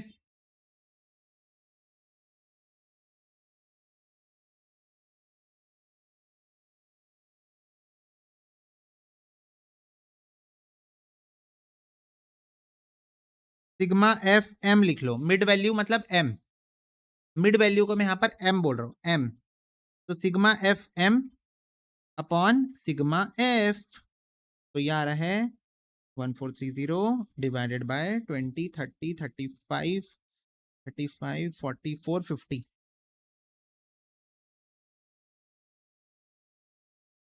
28.6। डन, डन बच्चों done. M for mid value,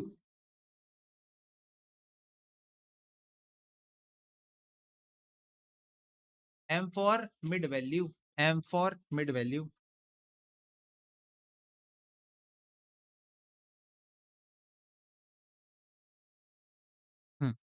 next 20 से 25 का मिड वैल्यू क्या है बताओ?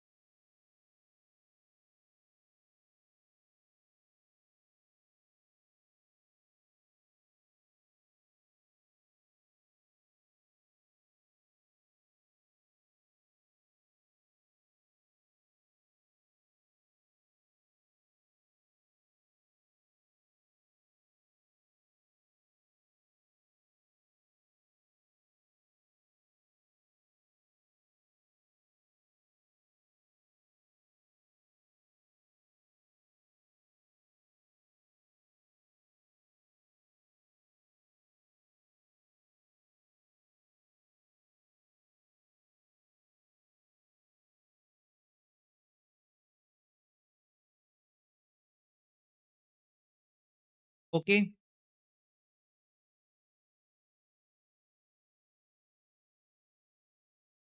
12 number का एफ कितना आया था? 12 नंबर का एफ 3550 आया है, 3550 आया है। थोड़ा टाइम दो सॉल्व करने के लिए। ओके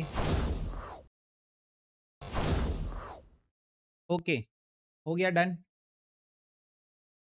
चलो 15 का आंसर क्या आया? 15 का आंसर क्या आया? 5, 15, 25, 35, 45, 55 मिड वैल्यू है। तो सिग्मा एफ एम निकाल लेते हैं। 12 into 5, 18 into 15, 27 into 25, 35 into 20, 45 into 17, 55 into 6, 2800 divided by 12 plus 18 plus 27 plus 20 plus 17 plus 6, 100 आया ना? 100 आया ना? फटाफट से बताओ।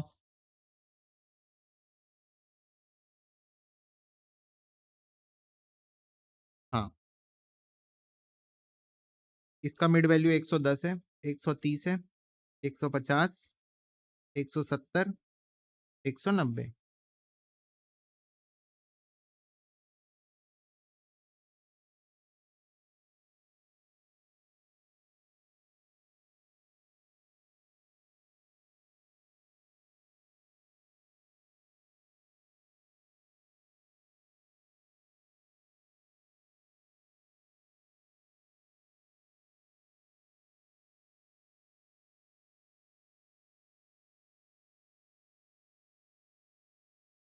146.25 डन बच्चों। जरा फटाफट से देखो और बताओ। डन?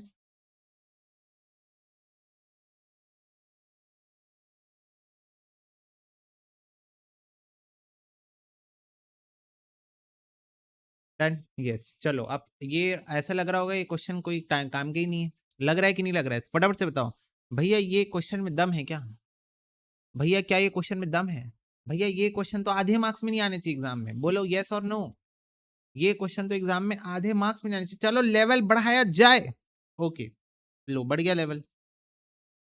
कैलकुलेट करो मीन। ओके, आपको मार्क्स दिए हुए हैं लेस देन 10 मार्क्स, क्लास में 7 बच्चों के आए हैं।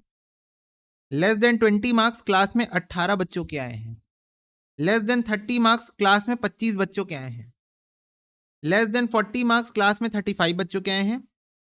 और लेस देन 50 मार्क्स, क्लास में 50 बच्चों के आए हैं। ठीक है, इसको क्यूमुलेटिव फ्रीक्वेंसी कहा जाता है। तो देखो ये बेटा ऐसे तो सॉल्व हो नहीं पाएगा। हो पाएगा क्या बताओ? ना ये इंडिविजुअल है, ना ये डिस्क्रीट है, ना ये कंटिन्यूअस है। इन तीनों में से कोई एक सीरीज चाहिए आंसर लाने के लिए। आंसर लाने के लिए कोई एक सीरीज चाहिए, तो ऐसे तो हो नहीं पाएगा। तो इस सीरीज को कंटिन्यूअस सीरीज में कन्वर्ट करना पड़ेगा। इस सीरीज को कंटिन्यूअस सीरीज में कन्वर्ट करना पड़ेगा। देखो कैसे कन्वर्ट होगा, जरा ध्यान से देखना। बच्चों लेस देन 10 है, तो क्या मैं इसको बोल दूं 0 से 10? 10 से कम? तो मैंने एक रेंज बना दी 0 से 10।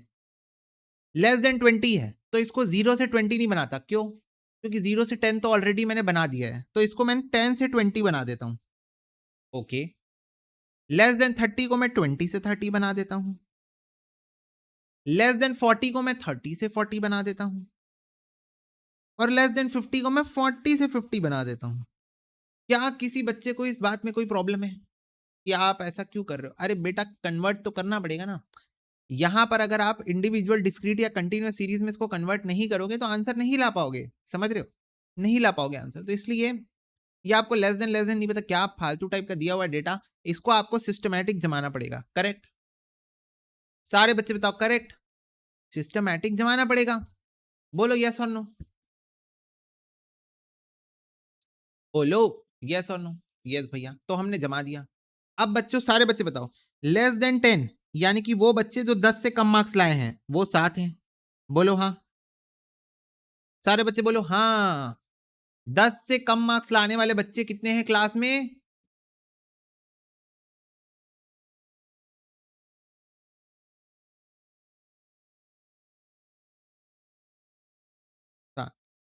यानी क्या मैं कह सकता हूं, 0 से 10 मार्क्स लाने वाले बच्चे 7 हैं क्लास में? फटाफट से बताओ, फटाफट से बताओ, क्या मैं कह सकता हूं कि 0 से 10 मार्क्स लाने वाले बच्चे क्लास में 7 हैं? 7, 7, 7, राइट?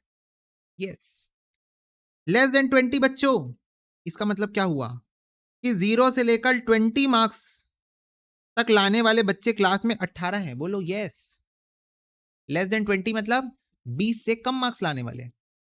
लेस देन 20 का मतलब 20 से कम मार्क्स लाने वाले बच्चे। 20 से कम मार्क्स लाने वाले बच्चे, यानी 0 से लेकर 20 तक मार्क्स लाने वाले बच्चे क्लास में 18 हैं। वैसे 0 से 30 मार्क्स लाने वाले बच्चे 25 हैं। 0 से 40 मार्क्स लाने वाले बच्चे 35 हैं। और 0 से 50 मार्क्स लाने वाले बच्चे क्लास में 50 हैं। ओके, ओके, यस, ये आपको क्वेश्चन में दिया हुआ है, ये आपको क्वेश्चन में दिया हुआ है। अब सारे बच्चे बताओ, 0 से 10 मार्क्स लाने वाले बच्चे कितने हैं? 7 हैं।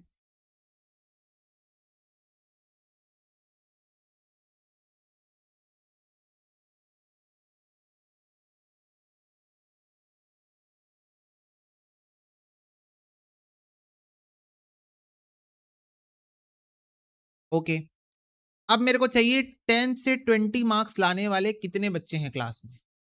मुझे चाहिए कि 10 से 20 मार्क्स कितने बच्चों ने लाया होगा।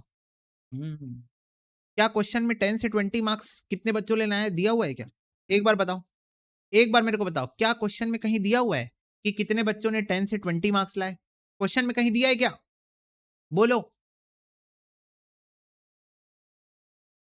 बोलो, क्वेश्चन में कहीं दिया है क्या कि 10 से 20 मार्क्स कितने? नहीं दिया है, निकालना पड़ेगा। नहीं दिया है क्वेश्चन में, निकालना पड़ेगा। कैसे निकालूं? सारे बच्चे बताओ, ये मान लो 20 बच्चों के मार्क्स है। मेरे को क्वेश्चन ने ये बता दिया कि 0 से 20 18 बच्चों ने लाए हैं। और क्वेश्चन ने ये भी बता दिया कि 0 से 10 7 बच्चों ने लाए हैं। तो क्या मैं 10 से 20 निकाल सकता हूं? फटाफट से बताओ, क्या मैं 10 से 20 निकाल सकता हूं? एक बार बता दो। मेरे को ये बता रहा है 0 से 20 क्लास में 18 बच्चों ने लाए हैं और उसमें से 0 से 10 मार्क्स 7 बच्चों ने लाए हैं। तो 18 माइनस 7, क्या मैं बोल सकता हूं 11 बच्चों ने 10 से 20 मार्क्स लाए हैं? फटाफट से बता दो एक बार, क्या मैं बोल सकता हूं कि 11 बच्चों ने 10 से 20 मार्क्स लाए हैं? वेरी वेरी गुड, हाँ भैया बोल सकते हो। इसी लॉजिक के साथ, इसी लॉजिक के साथ बच्चों, 0 से 30 मार्क्स क्लास में 25 बच्चों ने लाए हैं। मेरे को 20 से 30 चाहिए, मेरे को 20 से 30 चाहिए। तो अगर 0 से 30 की रेंज में मार्क्स 25 बच्चों ने लाए हैं और इसमें से 0 से 20 मार्क्स लाने वाले बच्चे 18 हैं, तो कितने बच्चे ऐसे होंगे जो 20 से 30 मार्क्स लाए होंगे? फटाफट से बता दो। 25 minus 18, right? 25 minus 18, same logic के साथ ना, सेम लॉजिक के साथ। 25 माइनस 18 यानी 7 बच्चे। अगर मैं यहाँ एक बार फिर से बना के दिखाऊं ड्राइंग, तो क्लास में 0 से 30 मार्क्स लाने वाले बच्चे जो हैं वो हैं 25 और 0 से 20 मार्क्स लाने वाले बच्चे जो हैं वो हैं 18। मेरे को जानना है, बताओ कितने बच्चे हैं तो 20 से 30 मार्क्स लाए हैं।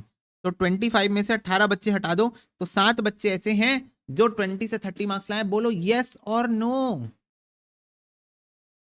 यस और नो।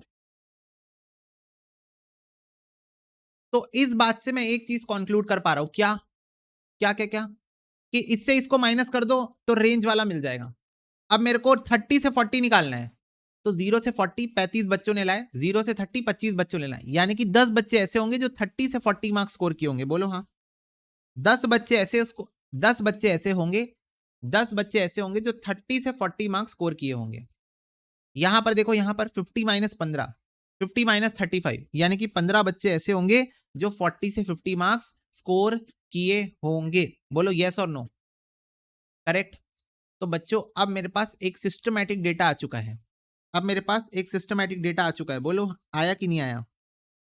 सारे बच्चे बताओ, क्या मेरे पास एक सिस्टमैटिक डेटा आ चुका है? क्लास इंटरवल भी है, फ्रीक्वेंसी भी है। इस क्लास इंटरवल को यूज करके, इस क्लास इंटरवल को यूज करके मैं मिड वैल्यू निकालूंगा, 5, 15, 25, 35, 45, और इन दोनों को यूज करके मैं निकाल लूंगा bar x. 7 into 5, 11 into 15, 7 into 25, 10 into 35, 15 into 45।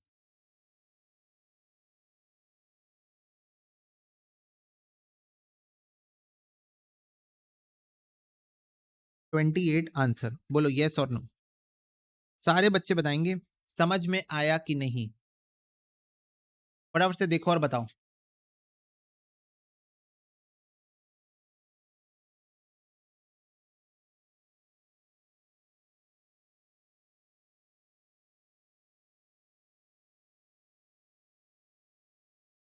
फटाफट से देखो और बताओ, समझ में आया?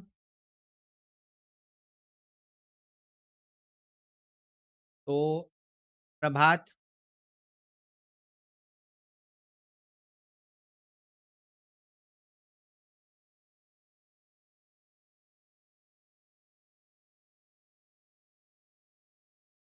और सोनम, तुम दोनों का आंसर गलत आ चुका था। तो अब एक बार देख लो कहां गलती हुई है, ठीक है, और उसको करेक्ट कर लो। एम कैसे आया सोनम बेटा? एम का मतलब होता है मिड वैल्यू। क्लास इंटरवल के क्वेश्चन में बीच वाली वैल्यू लेते हैं ना, तो 0 से 10 की बीच वाली वैल्यू 5 हो गई, 10 से 20 की बीच वैल्यू 15 हो गई, 20 से 30 की बीच वाली वैल्यू 25 हो गई, 30 से 40 की 35 हो गई। सोनम बेटा ये वाली मेहनत तो आपने वेस्ट कर दी मेरी। एम एम कैसे आया पूछ के? अब मैं क्या करूं बताओ?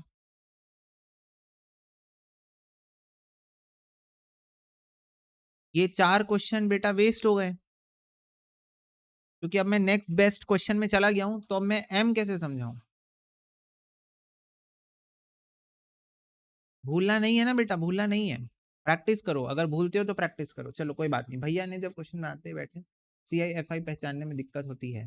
क्लास इंटरवल और फ्रीक्वेंसी नहीं बेटा, class interval is always like marks दिए हुए हैं, वेजेस दिया हुआ है, और number of students, number of worker, ये सब फ्रीक्वेंसी होती है, ठीक है, ये सब फ्रीक्वेंसी होती है। चलो अब मुझे एक्सपेक्टेड है कि लेस देन की जगह मोर देन आ जाए, तो बच्चे उल्टा दिमाग लगा के, उल्टा दिमाग लगाओ, उल्टा लगाओ। लेस देन की जगह मोर देन दिया हुआ है, तो ये क्वेश्चन तुम लोग खुद से कोशिश करोगे, बता तो मैं ही दूंगा, पर कोशिश करो कैसे सॉल्व होगा। लेस देन की जगह मोर देन हो गया है, more than 0, more than 2, more than 4, more than 6, more than 8। तो जरा अपने दिमाग लगाओ, क्लास इंटरवल बनाओ, फ्रीक्वेंसी बनाओ और निकालो आंसर। 2 मिनट बस दूंगा, बस 2 मिनट। ओके,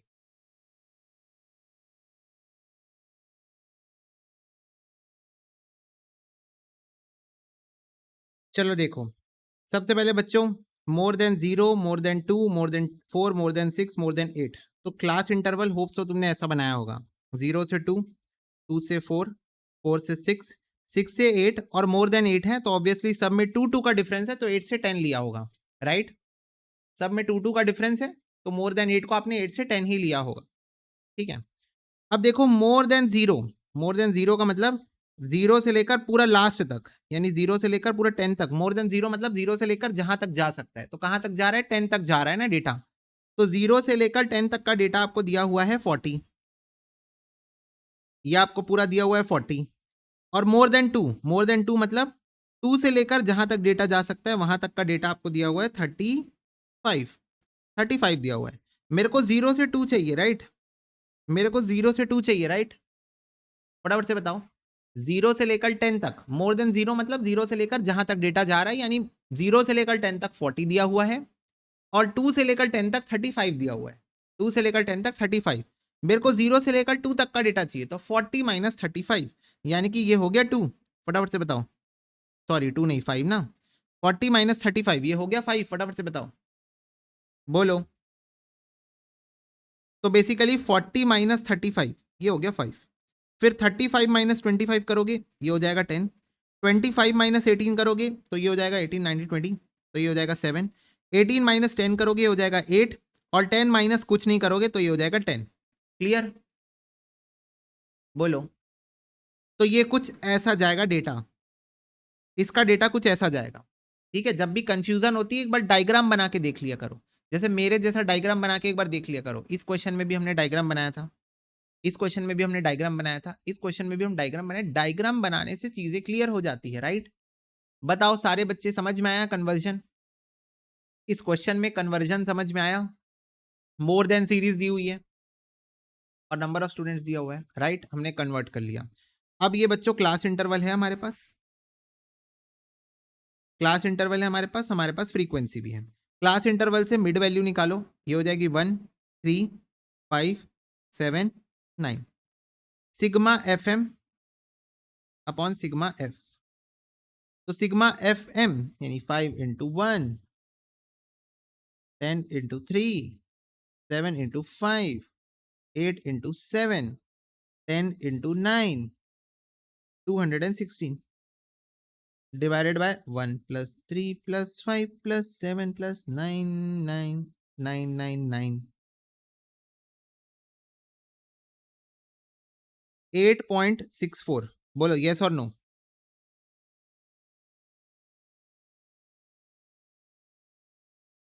बोलो यस और नो। अच्छा सॉरी, एक सेकेंड, मैंने एम का टोटल ले लिया ना। 15, 40, 5.4, 5.4। तो जिन भी बच्चों का आंसर 5.4 आया है, जिन भी बच्चों का आंसर 5.4 आया है, एब्सोल्युटली करेक्ट। ठीक है, 5.4 is the absolutely correct answer. Rest of the students check करो कहां मिस्टेक हुई। बाकी बच्चे चेक करो मिस्टेक कहां पर हुई है। मेजोरिटी का वैसे 5.4 था, बट स्टिल कुछ बच्चों की गलतियां हुई है, एक बार चेक कर लो।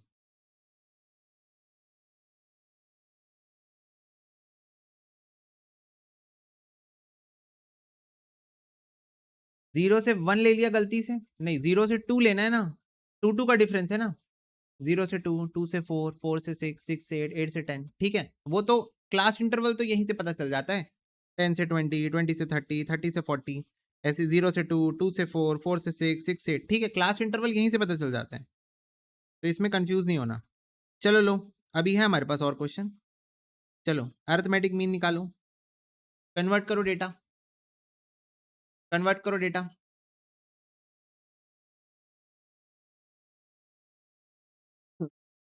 Excuse me.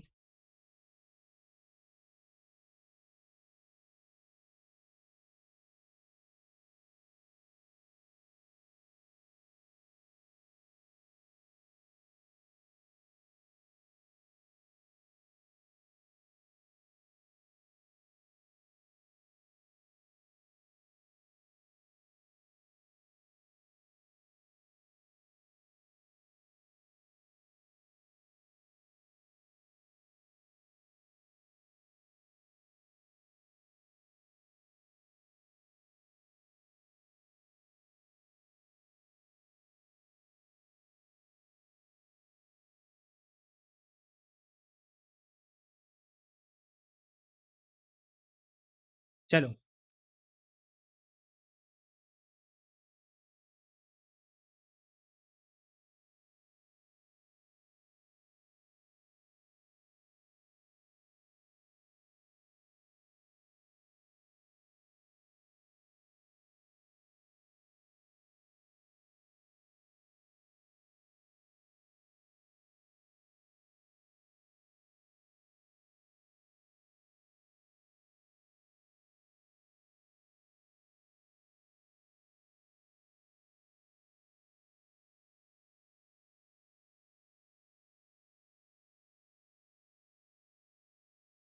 क्वेश्चन नंबर 20 निकालना है तुम लोग को। 20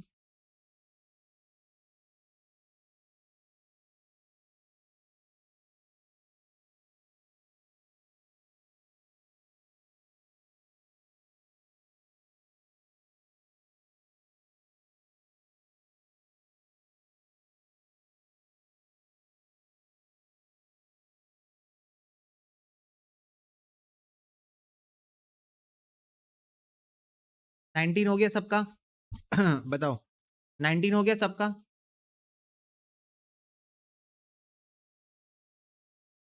30 आंसर है 19 का। चलो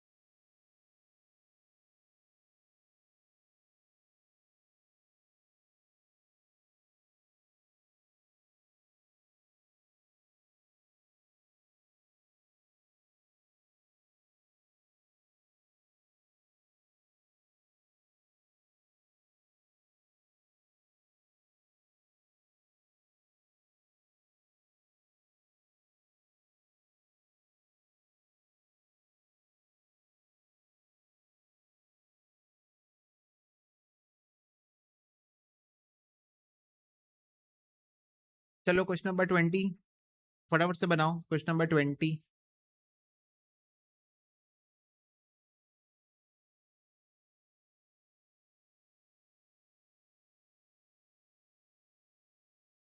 हो गया? तो चलो ये बच्चों क्वेश्चन से क्यूमुलेटिव फ्रीक्वेंसी के, क्यूमुलेटिव फ्रीक्वेंसी यानी कि जब आपको फ्रीक्वेंसी टोटल टोटल दी रहती है, लेस देन 10 की टोटल फ्रीक्वेंसी दी थी, लेस देन 20 दी थी, लेस देन 30 दी हुई थी, लेस देन 40 दी हुई थी, लेस देन 50 दी हुई थी। तो इस टाइप का जब क्वेश्चन आता है, इस टाइप का क्वेश्चन जब एग्जाम में आता है, तो सबसे पहले आपको इस क्यूमुलेटिव फ्रीक्वेंसी को कन्वर्ट करना होता है क्लास इंटरवल वाले क्वेश्चन में। तो सबसे पहले आप इससे क्लास इंटरवल्स बनाते हो और फ्रीक्वेंसी को कन्वर्ट करते हो। ठीक है? इस टाइप के क्वेश्चन में बस एक चीज का ध्यान रखना, एग्जाम में कभी ऐसा हो सकता है कि आपको ये लेस देन ना लिख के दे, आपको क्वेश्चन ऐसा दे दे।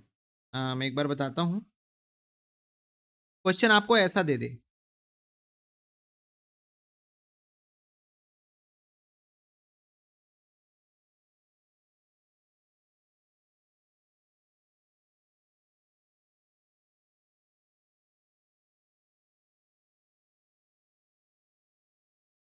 ऐसा दे दे। तो एक बात बताओ, ऐसे ऊपर ऊपर से देखने से डिस्क्रीट सीरीज का क्वेश्चन लग रहा है ना? ऊपर ऊपर से देखने से डिस्क्रीट सीरीज का क्वेश्चन लग रहा है ना, कि यहां पर कुछ डेटा दिया हुआ है और वहां पर फ्रीक्वेंसी दी हुई है, यहाँ पर डेटा दिया हुआ है और यहाँ पर फ्रीक्वेंसी दी हुई है। तो देखने से डिस्क्रीट सीरीज का क्वेश्चन लग रहा है, पर ये डिस्क्रीट सीरीज का क्वेश्चन नहीं है, कंटिन्यूअस सीरीज का क्वेश्चन है। क्योंकि आपको ऊपर में लिख देगा लेस देन, ऊपर में लिख दिया लेस देन, और फ्रीक्वेंसी नहीं, ये क्यूमुलेटिव फ्रीक्वेंसी दी हुई है पर लिखा हुआ फ्रीक्वेंसी है। ठीक है? ओके, तो लेस देन ऊपर में लिखा हुआ रहेगा, तो बस इस बारे में थोड़ा केयरफुल रहना। ठीक है? और इंस्टीट्यूट जानबूझ के डिस्क्रीट सीरीज से जो आंसर आ रहा होगा ना, वो भी आंसर देगी ऑप्शन में। जानबूझ के इंस्टीट्यूट जो डिस्क्रीट सीरीज से आंसर आएगा, वो वाला ऑप्शन भी आपको दे के रखेगी, क्योंकि कुछ बच्चे डिस्क्रीट सीरीज समझ के सॉल्व करके आ जाएंगे, पर ये डिस्क्रीट का क्वेश्चन नहीं है। लेस देन ऊपर में लिख देगी इंस्टीट्यूट, लेस देन ऊपर में लिख देगी इंस्टीट्यूट। ठीक है? क्यूमुलेटिव फ्रीक्वेंसी का मतलब होता है जो टोटल टोटल दी रहती है। मेरे को एक बात बताओ अभिषेक, ये जो क्वेश्चन है आपका, यहां पर आपको टोटल टोटल फ्रीक्वेंसी नहीं दी हुई है कि 0 से 10 तक टोटल 7 बच्चे हैं, 0 से 20 तक 18 बच्चे हैं क्यूमुलेटिव बेसिस पे। क्यूमुलेटिव बेसिस मतलब होता है कि पिछले वाले को भी मिला के, क्यूमुलेटिव का मतलब होता है पिछले वाले को भी मिला के, ठीक है, ओके।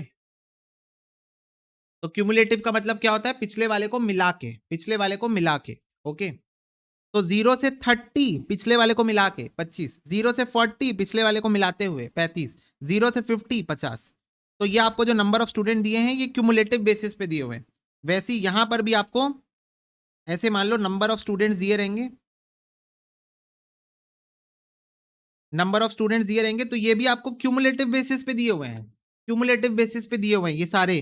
तो आपको इसको कन्वर्ट करना पड़ेगा, ठीक है, आपको इस टाइप के क्वेश्चन को कन्वर्ट करना पड़ेगा। तो जैसे मान लो लेस देन ये दिया हुआ है, तो आपको इसको 0 से 10, 10 से 20, 20 से 30, 30 से 40, 40 से 50 और 50 से 60 बनाना पड़ेगा। और फिर नंबर ऑफ स्टूडेंट्स को कन्वर्ट करना पड़ेगा, 5, 3 और 9 10 7 हो गया, और 15 16 18 3 हो गया, 9 20 25 7 हो गया, और ये 5 हो गया। ऐसे आप इसको कन्वर्ट करोगे, समझ में आ गई बात, और फिर सॉल्व करोगे। तो क्वेश्चन दिया सेम रहेगा, बस ये लेस देन ऊपर लिख देगा, तो क्वेश्चन दिख रहा डिस्क्रीट होगा पर होगा कंटिन्यूअस का क्वेश्चन। समझ गए बात, ऐसा इंस्टीट्यूट कर चुकी, इसलिए बोल रहा हूं, कर चुकी है इंस्टीट्यूट ऐसा। लेस देन ऊपर में लिख दिया था इंस्टीट्यूट ने, बच्चे करके आ गए कांड, बच्चे करके आ गए कांड, डिस्क्रीट सीरीज समझ के सॉल्व करके आ गए। तो ऐसा स्टूडेंट्स कर भी चुके हैं गलती, और इंस्टीट्यूट ऐसा क्वेश्चन दे भी चुकी है, इसलिए बोल रहा हूं, ठीक है। तो इस बात का ध्यान रखना, ओके। बाकी एब्सोल्युटली सेम है, बस लेस देन इंस्टीट्यूट बाजू में ना लिख के ऊपर लिख देगी बस, ठीक है, और तुमको पता भी नहीं चलेगा, हड़बड़ी में तुम लोग करके आ जाओगे। चलो बच्चों, नेक्स्ट केस है, जब आपको क्वेश्चन खुद ही मिड वैल्यू बता दे, तो अच्छी बात है ना, ज्यादा अच्छी बात है ये, तो ज्यादा अच्छी बात है ना, क्वेश्चन खुद ही मिड वैल्यू बता दिया, ये देखो, तो कुछ मत करो, निकालो आंसर, बताओ क्या आ रहा है आंसर, फटाफट से बताओ क्या आ रहा है आंसर।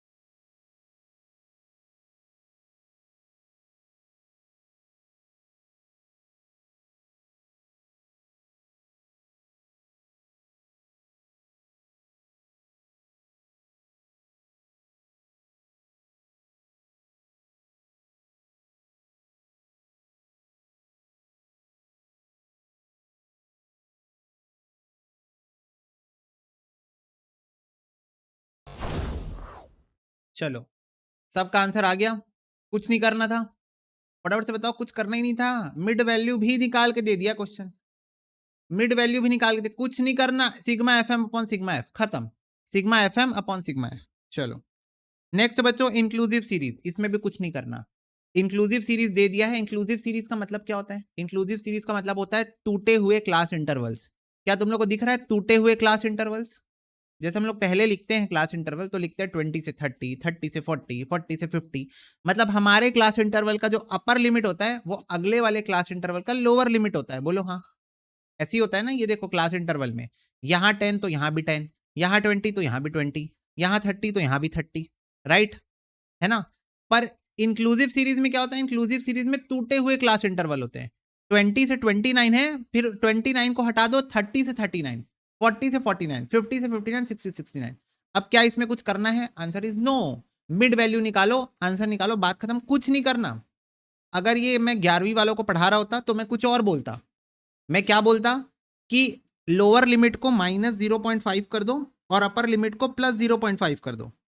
अगर मैं 11वीं वालों को पढ़ा रहा होता ना बच्चों, चलो मैं रीजन बता देता हूं, अगर मैं 11वीं वालों को पढ़ा रहा होता तो मैं इसको बोलता कि लोअर लिमिट को -0.5 कर दो, अपर लिमिट को +0.5 कर दो, तो इससे ये कंटिन्यूअस सीरीज बन जाएगा।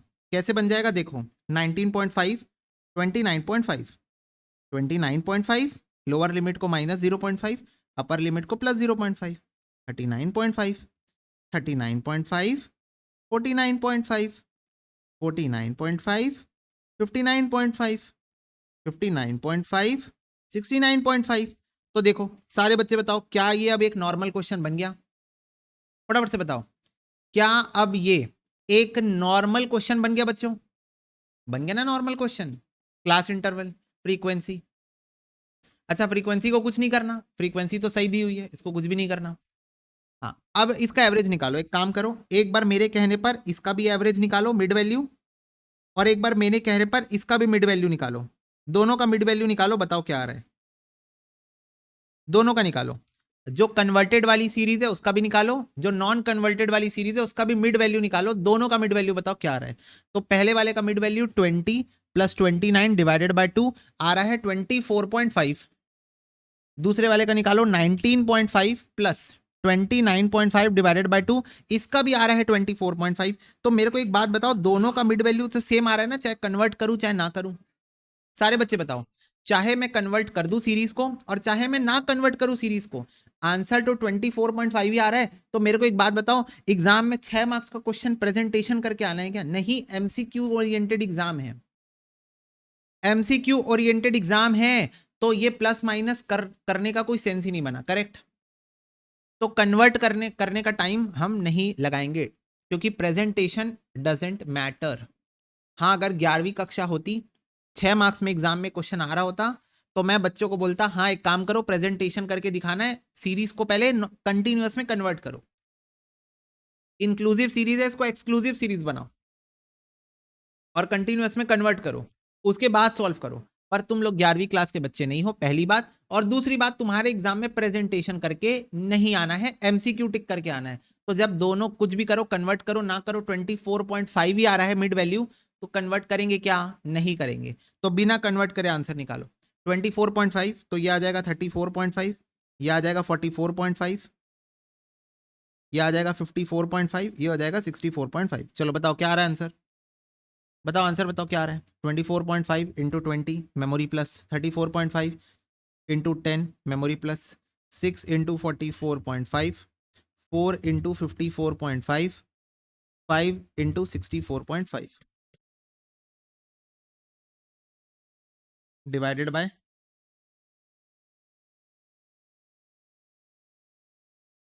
45,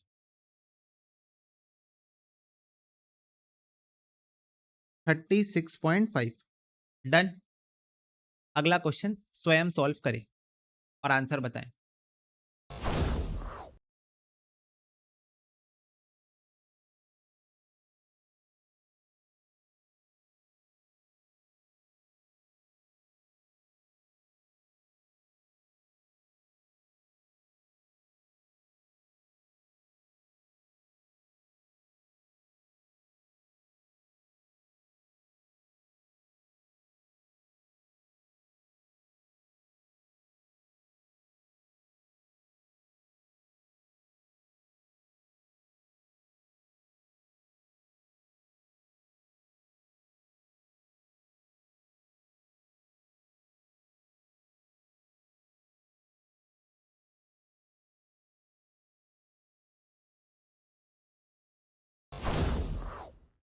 ओके डन।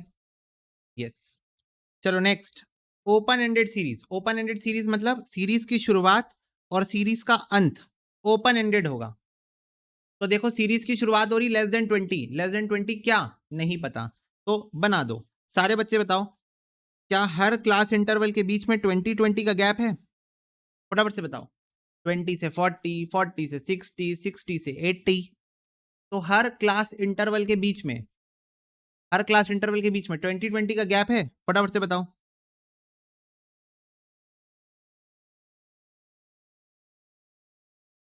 अरे क्या मेथड लिखा है उसको इग्नोर करो सुधांशु, मैं बोला ना मेथड इग्नोर करो, मीन निकालने से मतलब है, मेथड इग्नोर करो। ठीक है,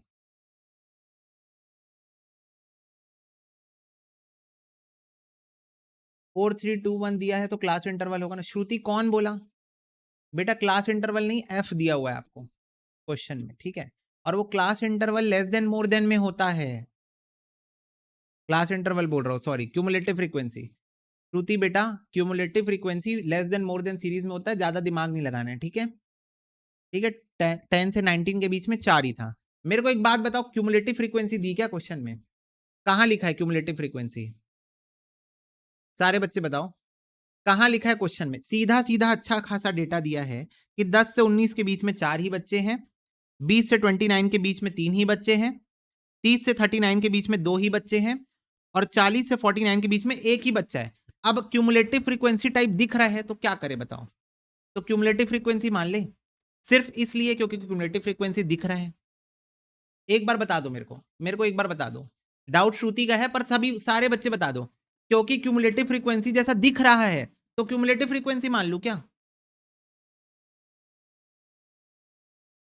कि जैसे क्वेश्चन दिया है वैसे ही मानूं? क्वेश्चन जब इज्जत से बता रहा है कि 10 से 19 के बीच में 4 बच्चे हैं, ओके नो प्रॉब्लम। 20 से 29 के बीच में 3 बच्चे हैं, ओके नो प्रॉब्लम। 30 से 39 के बीच में 2 ही बच्चे हैं, ठीक है नो प्रॉब्लम। और 40 से 49 के बीच में 1 प्रॉब्लम है। इंग्लिश आती है कि नहीं आती? मेरे को नंबर आता है कि नहीं आता है? आता है। तो जैसे क्वेश्चन बता रहे हैं वैसे ही समझो। यही दिक्कत है, पता है मेरे को, बस यहीं पर प्रॉब्लम है कि बच्चे अननेसेसरी एक्स्ट्रा दिमाग लगाते हैं। जब आपसे क्वेश्चन 2+2 पूछ रहा है तो चुपचाप 4 टिक करके आओगे कि नहीं आओगे भैया बता दो। क्वेश्चन आपसे सिंपल पूछ रहा है 2+2 क्या होता है, 4 टिक करके आओगे कि एक्स्ट्रा दिमाग लगाओगे? नहीं यार, इतना इजी क्वेश्चन कैसे हो सकता है? यहाँ दिक्कत है मेरे को एक्चुअली दिक्कत है यहाँ पर स्टूडेंट से कि बच्चे सोचते हैं इंस्टीट्यूट इतना इजी क्वेश्चन कैसे पूछ रही है। अरे पूछ रही है भाई, फ्री में मार्क्स देने का मन कर रहा है उनका, उनका मन कर रहा है फ्री में मार्क्स देने का तो पूछ रही है, बात खत्म। तो क्यों अननेसेसरी क्यूमुलेटिव फ्रीक्वेंसी लाऊं यहां पर जब है ही नहीं? क्यूमुलेटिव फ्रीक्वेंसी का ये क्वेश्चन ही नहीं है। यहां था क्यूमुलेटिव फ्रीक्वेंसी लेस देन 10 यानी 0 से 10, लेस देन 20 यानी 0 से 20, लेस देन 30 यानी 0 से 30, लेस देन 40 यानी 0 से 40 और लेस देन 50 यानी 0 से 50। ये था क्यूमुलेटिव फ्रीक्वेंसी का क्वेश्चन। तो यहां दिमाग लगाना था, यहां दिमाग लगाना था, यहां दिमाग लगाना नहीं है। सीधा सीधा क्वेश्चन है। अब मिड वैल्यू दी, बच्चे बोलेंगे अरे मिड वैल्यू क्यों दे दिए, क्यों दिए मिड वैल्यू? समझ रहे हो बात को? तो एक्स्ट्रा दिमाग नहीं लगाना, जैसा क्वेश्चन है वैसे सॉल्व करना है, बात खत्म बस। No need of extra brain. Question जितना पूछे उतना बताओ। व्हाट इज योर नेम पूछे तो अपना नाम लिख के आ जाना बस। ठीक है, समझ में आ रही है बात? व्हाट इज योर नेम पूछे तो आंसर में आपका नाम ही होना चाहिए वहां पर। अपने पेरेंट्स का नाम, मम्मी का नाम, पापा का नाम, भाई बहन का नाम नहीं लिख के आना। आपका नाम पूछा तो आप ही का नाम लिख के आना। और ये सारे बच्चों को बोल रहा हूँ, ठीक है? एक्स्ट्रा दिमाग नहीं लगाना है। नहीं दिया है क्यूमुलेटिव फ्रीक्वेंसी तो जबरदस्ती मत बनाओ। ओके चलो, अब वो छोड़ो, ये बताओ क्या 20 से 40 20 का डिफरेंस है? फटाफट से बताओ। 40 से 60 20 का डिफरेंस है। 60 से 40 20 का डिफरेंस। तो मजेदार बात क्या है पता है? लेस देन 20 बोल रहा है ना, इसको 0 से 20 मान लो, इसको मारो गोली। ओ ऐसा, हाँ। यहां मोर देन 80 बोल रहा है ना, इसको 80 से 100 मान लो, खत्म हो गया, बस question solve. Question solve, done डना डन। यहां कितने का डिफरेंस है? 10 का डिफरेंस है, 10 का डिफरेंस है। तो लेस देन 10 बोल रहे हैं ना, इसको 0 से 10 मान लो। मोर देन 40 बोल रहे हैं ना, इसको 40 से 50 मान लो, बस क्वेश्चन खत्म। क्वेश्चन खत्म, पैसा हजम, आंसर बता दो। बस इतना ही है, ओपन एंडेड सीरीज, बस इतना ही है। ओपन एंडेड सीरीज बस इतना ही है कि जितना जितना डिफरेंस है ना, डिफरेंस जैसे ऊपर वाले क्वेश्चन में 20-20 का डिफरेंस था, तो इसको 80 से 100 ले लो। 20 का डिफरेंस 80 से 100 मान लो इसको। यहां पर 10-10 का डिफरेंस था तो इसको 40 से 50 मान लो, बस 10-10 का डिफरेंस है बच्चों। सारे बच्चे बताओ, यहां 10-10 का डिफरेंस है ना, 10 से 20, 20 से 30, 30 से 40, तो 40 से 50, 40 से 50 और लेस देन 10 को 0 से 10। वैसे यहां देखो, या वैसे यहां देखो 20 से 40, 40 से 60, 60 से 80, तो आखिरी वाले को 80 से 100 मान लो। मान लो 80 से 100, बस यही करना है। और अब मिड वैल्यू निकालो और आंसर बता दो क्या आएगा। मिड वैल्यू निकाल के आंसर बताओ क्या आएगा।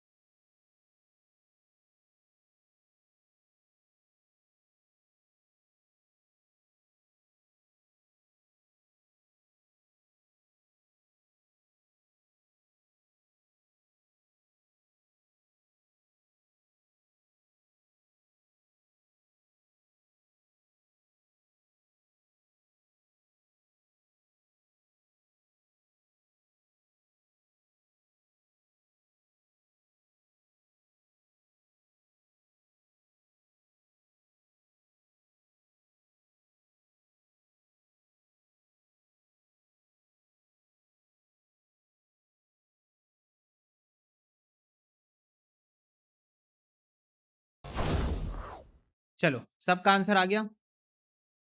बोलो, सबका आंसर आ गया क्या?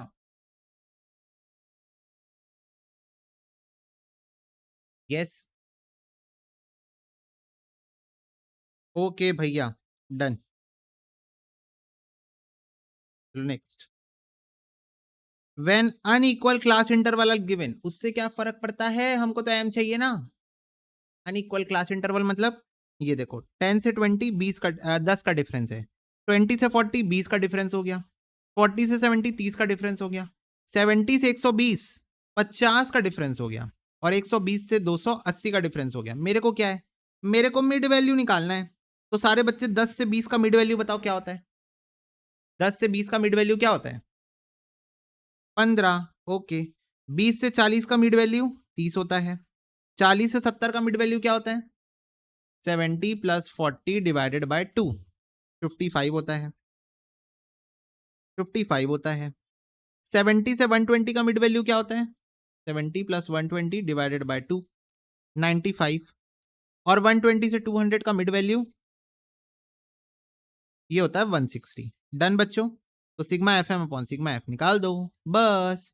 हमको मिड वैल्यू निकालना है ना। अनइक्वल दी है तो क्या हुआ? अनइक्वल दी है तो क्या हुआ?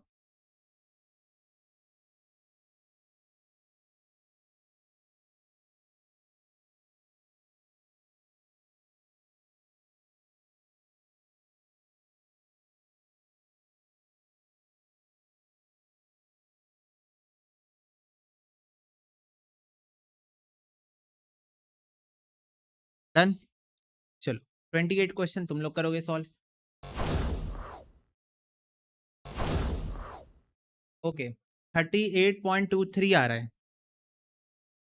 4 और 12 का मिड वैल्यू क्या होता है? 12 प्लस 4 8 होता है। 12 और 24 का मिड वैल्यू क्या होता है? 18 होता है। 32 होता है। 50 होता है। 80 होता है। Done. Sigma F M 4 into 8, 10 into 18, 6 into 32, 20 into 15, 3 into 80। तो ये आ रहा है 1644 डिवाइडेड बाय 43। तो ये आ रहा है 38.23। डन। 38.23 डन बच्चों। तो फटाफट से बताओ, यस और नो? यस और नो बोलो। यस और नो बोलो।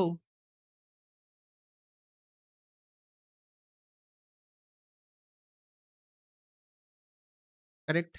यस। अब बच्चों जैसे अभी हम लोग क्या निकाल रहे थे, फटाफट से बताओ। अभी हम लोग क्या निकाल रहे हैं? सारे बच्चे बताओ क्या निकालना सीख रहे हैं? Individual, discrete series, continuous series में हम अर्थमेटिक मीन निकालना सीख रहे हैं। बोलो हाँ। बोलो हाँ। अर्थमेटिक मीन बच्चों, मीन मत बोलो, अर्थमेटिक मीन बोलो प्रॉपर। Arithmetic mean. ऐसा ही एक और मीन हो सकता है जिसको हम प्यार से कहते हैं ज्योमेट्रिक मीन। सारे मीन्स के अपने अलग अलग फंडे होते हैं। तुम लोग मेरे से क्वेश्चन पूछ सकते हो, है ना, कि भैया ये कब कौन सा मीन कहाँ यूज होता है। तो अलग अलग पर्पस में अलग अलग मीन यूज होता है। सबसे कॉमनली यूज होता है अर्थमेटिक मीन, पर एक ज्योमेट्रिक मीन भी होता है, एक हार्मोनिक मीन भी होता है। 3 टाइप के मीन होते हैं। अलग अलग सिचुएशन में अलग अलग मीन्स यूज होते हैं। वो मैं तुम लोग को बाद में बता दूंगा कि geometric mean, harmonic mean special situation में यूज होता है। एनीवेज, अगर क्वेश्चन ही कह दे ज्योमेट्रिक मीन निकालो, तो कैसे निकाला जाता है? बहुत सिंपल है, बहुत बहुत सिंपल है। मान लो तुमको डेटा दिया है 247, ये तुमको डेटा दिया हुआ है और क्वेश्चन कह रहा है ज्योमेट्रिक मीन निकाल के बताओ। ज्योमेट्रिक मीन तो कुछ नहीं करना, जो डेटा दिया है वो सबको मल्टीप्लाई करना, और जितना डेटा दिया है उतने का रूट निकाल देना। जैसे 3 डेटा दिया है ना, सारे बच्चे बताओ। नंबर ऑफ आइटम 3 है। सारे बच्चे बताओ, नंबर ऑफ आइटम 3 है। सिर्फ मीन बोलूंगा तो अर्थमेटिक मीन होता है उसका मतलब, ठीक है? सिर्फ मीन का मतलब अर्थमेटिक मीन होता है। सारे बच्चे बताओ, नंबर ऑफ आइटम 3 है। ओके, तो आपको थर्ड रूट निकालना है। थर्ड रूट निकालना है। मान लो इसी डेटा में ये ज्योमेट्रिक मीन आ जाएगा ना, ये ज्योमेट्रिक मीन आ जाएगा। मान लो इसी डेटा में अगर मैं बोलूं एक और क्वेश्चन 1 2 4 5, तो सारे बच्चे बताओ 1 इंटू 2 इंटू 4 इंटू 5 का कौन सा रूट निकालूं, फटाफट से बताओ। 1 इंटू 2 इंटू 4 इंटू 5 का कौन सा रूट निकालूं ज्योमेट्रिक मीन निकालने के लिए? फोर्थ रूट निकालो भैया, फोर्थ रूट निकालो भैया। ओके, इसी डेटा में बच्चों अगर मैं बोलूं 2 4 5 7 9, तो 2 इंटू 4 इंटू 5 इंटू 7 इंटू 9 तो कौन सा रूट निकालूं अगर मेरे को ज्योमेट्रिक मीन चाहिए तो? सारे बच्चे बताओ कौन सा रूट निकालूं अगर मेरे को ज्योमेट्रिक मीन चाहिए तो? फिफ्थ रूट निकालो, फिफ्थ रूट निकालो, क्योंकि 5 है, नंबर ऑफ आइटम 5 है। मनीष क्या कर रहे हो? नंबर ऑफ आइटम 5 है ना यहाँ पर, 1 2 3 4 5।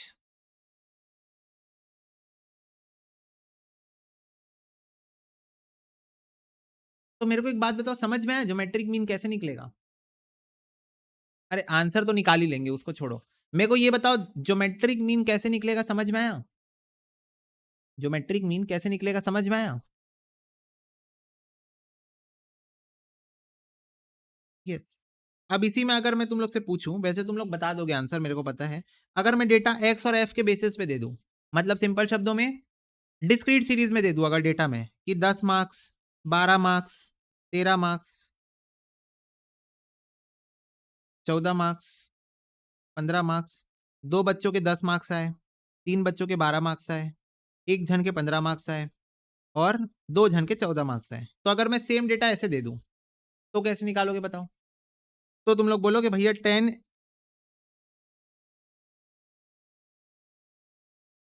इंटू, नहीं तुम ही लोग बताओ, चलो तुम ही लोग बताओ कैसे निकालोगे, बताओ। देखते हैं तुम लोग, वही कॉमन सेंस दिमाग ही लगाना है जो मैंने अभी बताया।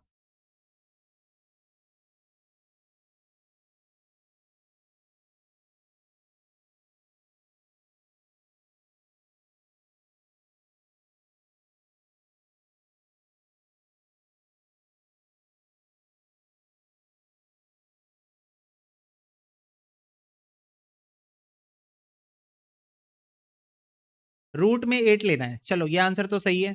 रूट के अंदर क्या लूं ये बताओ? ये आंसर तो सही है कि रूट में 8 लेना है, ठीक है, ये आंसर सही है। अंदर क्या लूं, अंदर क्या लूं बताओ? सबका स्क्वायर, कुछ भी। चलो अब मेरे को एक बात बताओ, इस डिस्क्रीट सीरीज को ना इंडिविजुअल सीरीज में कन्वर्ट करता हूं मैं, तुम लोग खुद ही बना लोगे फॉर्मूला। इंडिविजुअल सीरीज में मैं कन्वर्ट कर देता हूं ना, तो ये हो गया 10 10 दो बार, 12 12 तीन बार, 14 दो बार और 15 एक बार। तो अब बताओ अब कैसे करोगे सॉल्व, देखो अब कैसे करोगे सॉल्व। अब मान लो ये इंडिविजुअल सीरीज है, ज्योमेट्रिक मीन कैसे निकालोगे? 10 into 10 into 12 into 12 into 12 into 14 into 14 into 15, और रूट में क्या लोगे? 1 2 3 4 5 6 7 8। बोलो ऐसे ही निकालोगे? ऐसे ही निकालोगे ज्योमेट्रिक मीन, एक बार बता दो।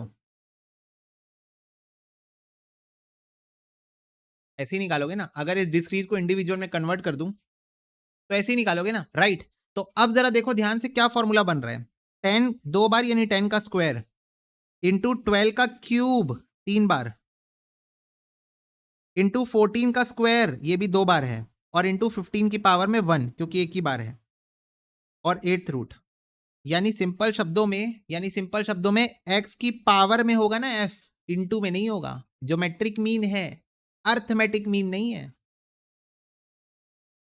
ज्योमेट्रिक मीन निकाल रहे हो, अर्थमेटिक मीन नहीं निकाल रहे हो। तो x की पावर में बैठेगा f, समझ में आई बात? x एफ एक्स नहीं होगा, x की पावर में बैठ जाएगा f, with the same logic, with the same logic, ठीक है। x की पावर में बैठ जाएगा f। तो अब अगर मैं दोनों फॉर्मूला बोलना चाहूँ एक बार, इंडिविजुअल डिस्क्रीट कंटिन्यूअस का क्वेश्चन नहीं आता है ज्योमेट्रिक मीन में, ठीक है, नहीं बनता ही नहीं है, क्योंकि लॉजिक वाइज वो फिट ही नहीं बैठता है वहां पर, ठीक है। मतलब कंटिन्यूअस सीरीज वाले जो केसेस होते हैं वहां पर ज्योमेट्रिक मीन्स कभी यूज नहीं होते हैं, तो इसलिए या तो इंडिविजुअल या तो डिस्क्रीट सीरीज में यूज होगा। तो बच्चों एक बार फॉर्मूला बोलता हूं मैं, geometric mean is equal to, मान लो अगर आपको डेटा इंडिविजुअल सीरीज का दिया हुआ है, तो जो भी दिया x1 into x2 into x3 into x4 dot dot dot dot up to xn, ठीक है। तो जितना भी डेटा दिया है सबको मल्टीप्लाई करो और उसका 1/n कर दो, करेक्ट। 1/n रूट ही हुआ ना। अब फिर से बताओ क्या रूट, रूट को 1/n बोल सकता हूं ना, स्क्वायर रूट को 1/2, क्यूब रूट को 1/3, फोर्थ रूट को 1/4। ठीक है, तो ये हुआ geometric mean in case of individual series. Geometric mean इस in case of discrete series का फॉर्मूला क्या बनेगा, x1 की पावर में फ्रीक्वेंसी का, frequency of first, frequency 1, x2 की पावर में फ्रीक्वेंसी 2, x3 की पावर में frequency 3, dot dot dot dot, xn की पावर में फ्रीक्वेंसी n, और इसकी पावर में, इसकी पावर में, इसकी पावर में बोलो 1/, 1/, sigma F, sigma F, F का टोटल, एफ का टोटल, इसका टोटल, राइट, 1/सिग्मा एफ। ठीक है, तो फटाफट से बताओ, एब्सोल्युटली क्लियर है ज्योमेट्रिक मीन का फॉर्मूला बच्चों। अब इंस्टीट्यूट 2-3 नंबर देती है, 4 नंबर मैक्सिमम ज्योमेट्रिक मीन निकालने के लिए, मैक्सिमम 4 नंबर देती है ज्योमेट्रिक मीन निकालने के लिए, पर फॉर्मूला क्लियर है। इसी फॉर्मूले के लॉजिक से ये डिराइव हुआ है, इसी फॉर्मूले के लॉजिक से ये डिराइव हुआ है। ठीक है, खैर ये सब नोट्स में लिखा हुआ है, लिखने की जरूरत नहीं है। चलो देखो इधर, देखो इधर देखो, हाँ भैया बताओ, find the geometric mean of 3, 6 और 12। निकालो, 43 निकालो, 44 निकालो, 45 निकालो, तीनों क्वेश्चन का आंसर बताओ, तीनों क्वेश्चन का आंसर बताओ।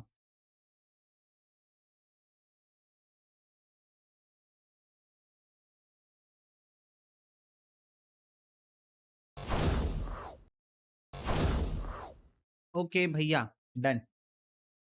चलो पहले का आंसर 3 × 6 × 12 का पावर 1/3 यानी कि क्यूब रूट। तो देखो कैलकुलेटर ट्रिक तुम लोग को याद तो होगा वैसे, पर फिर भी चलो कैलकुलेटर ट्रिक से कर देते हैं। 3 तुम्हारे लिए 3 × 6 × 12, इसका क्यूब रूट निकालना है। तो 1 2 3 4 5 6 7 8 9 10 11 12 -1 डिवाइडेड बाय 3 +1 1 2 3 4 5 6 7 8 9 10 11 12, तो ये आ गया 6 आ गया, 6.00 ना, यानी 6 आ गया। नेक्स्ट क्वेश्चन देखो, x दिया है और फ्रीक्वेंसी भी दी हुई है, तो 2 की पावर में फ्रीक्वेंसी इंटू 4 की पावर में फ्रीक्वेंसी इंटू 8 की पावर में फ्रीक्वेंसी इंटू 16 की पावर में फ्रीक्वेंसी, और इस होल की पावर में 1/सिग्मा एफ। तो 3 4 5 6 7 8 9 10 यानी कि पावर में 1/10, ये निकालना है, ये निकालना है। ठीक है, तो 2 का स्क्वायर इंटू 4, 2 × 2 × 4 × 4 × 4 × 3 × 3 × 3 × 16 × 16, तो ये आ गया वैल्यू। इसकी पावर 1/10 निकालना है, तो 1 2 3 4 5 6 7 8 9 10 11 12 -1 डिवाइडेड बाय 10 +1 1 2 3 4 5 6 7 8 9 10 11 12, तो ये आ रहा है 5.68। डन, 5.68 आ रहा है। ओके, और फिर लास्ट क्वेश्चन है 8 × 24 × 40 की पावर में 1/3, 3 आइटम है। 8 × 24 × 40, 1 2 3 4 5 6 7 8 9 10 11 12 -1 डिवाइडेड बाय 3 +1 1 2 3 4 5 6 7 8 9 10 11 12, तो ये आ रहा है 19.77। बोलो डन, बोलो।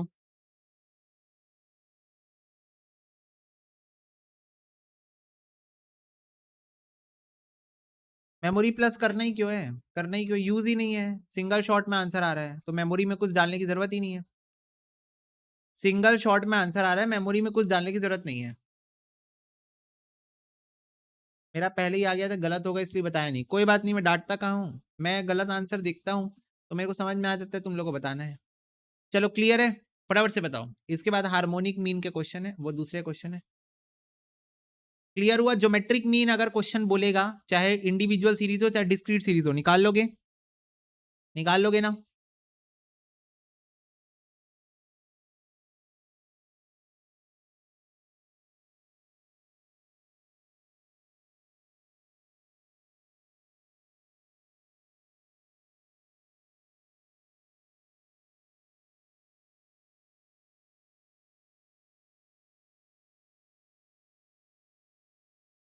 चलो ठीक है, ओके।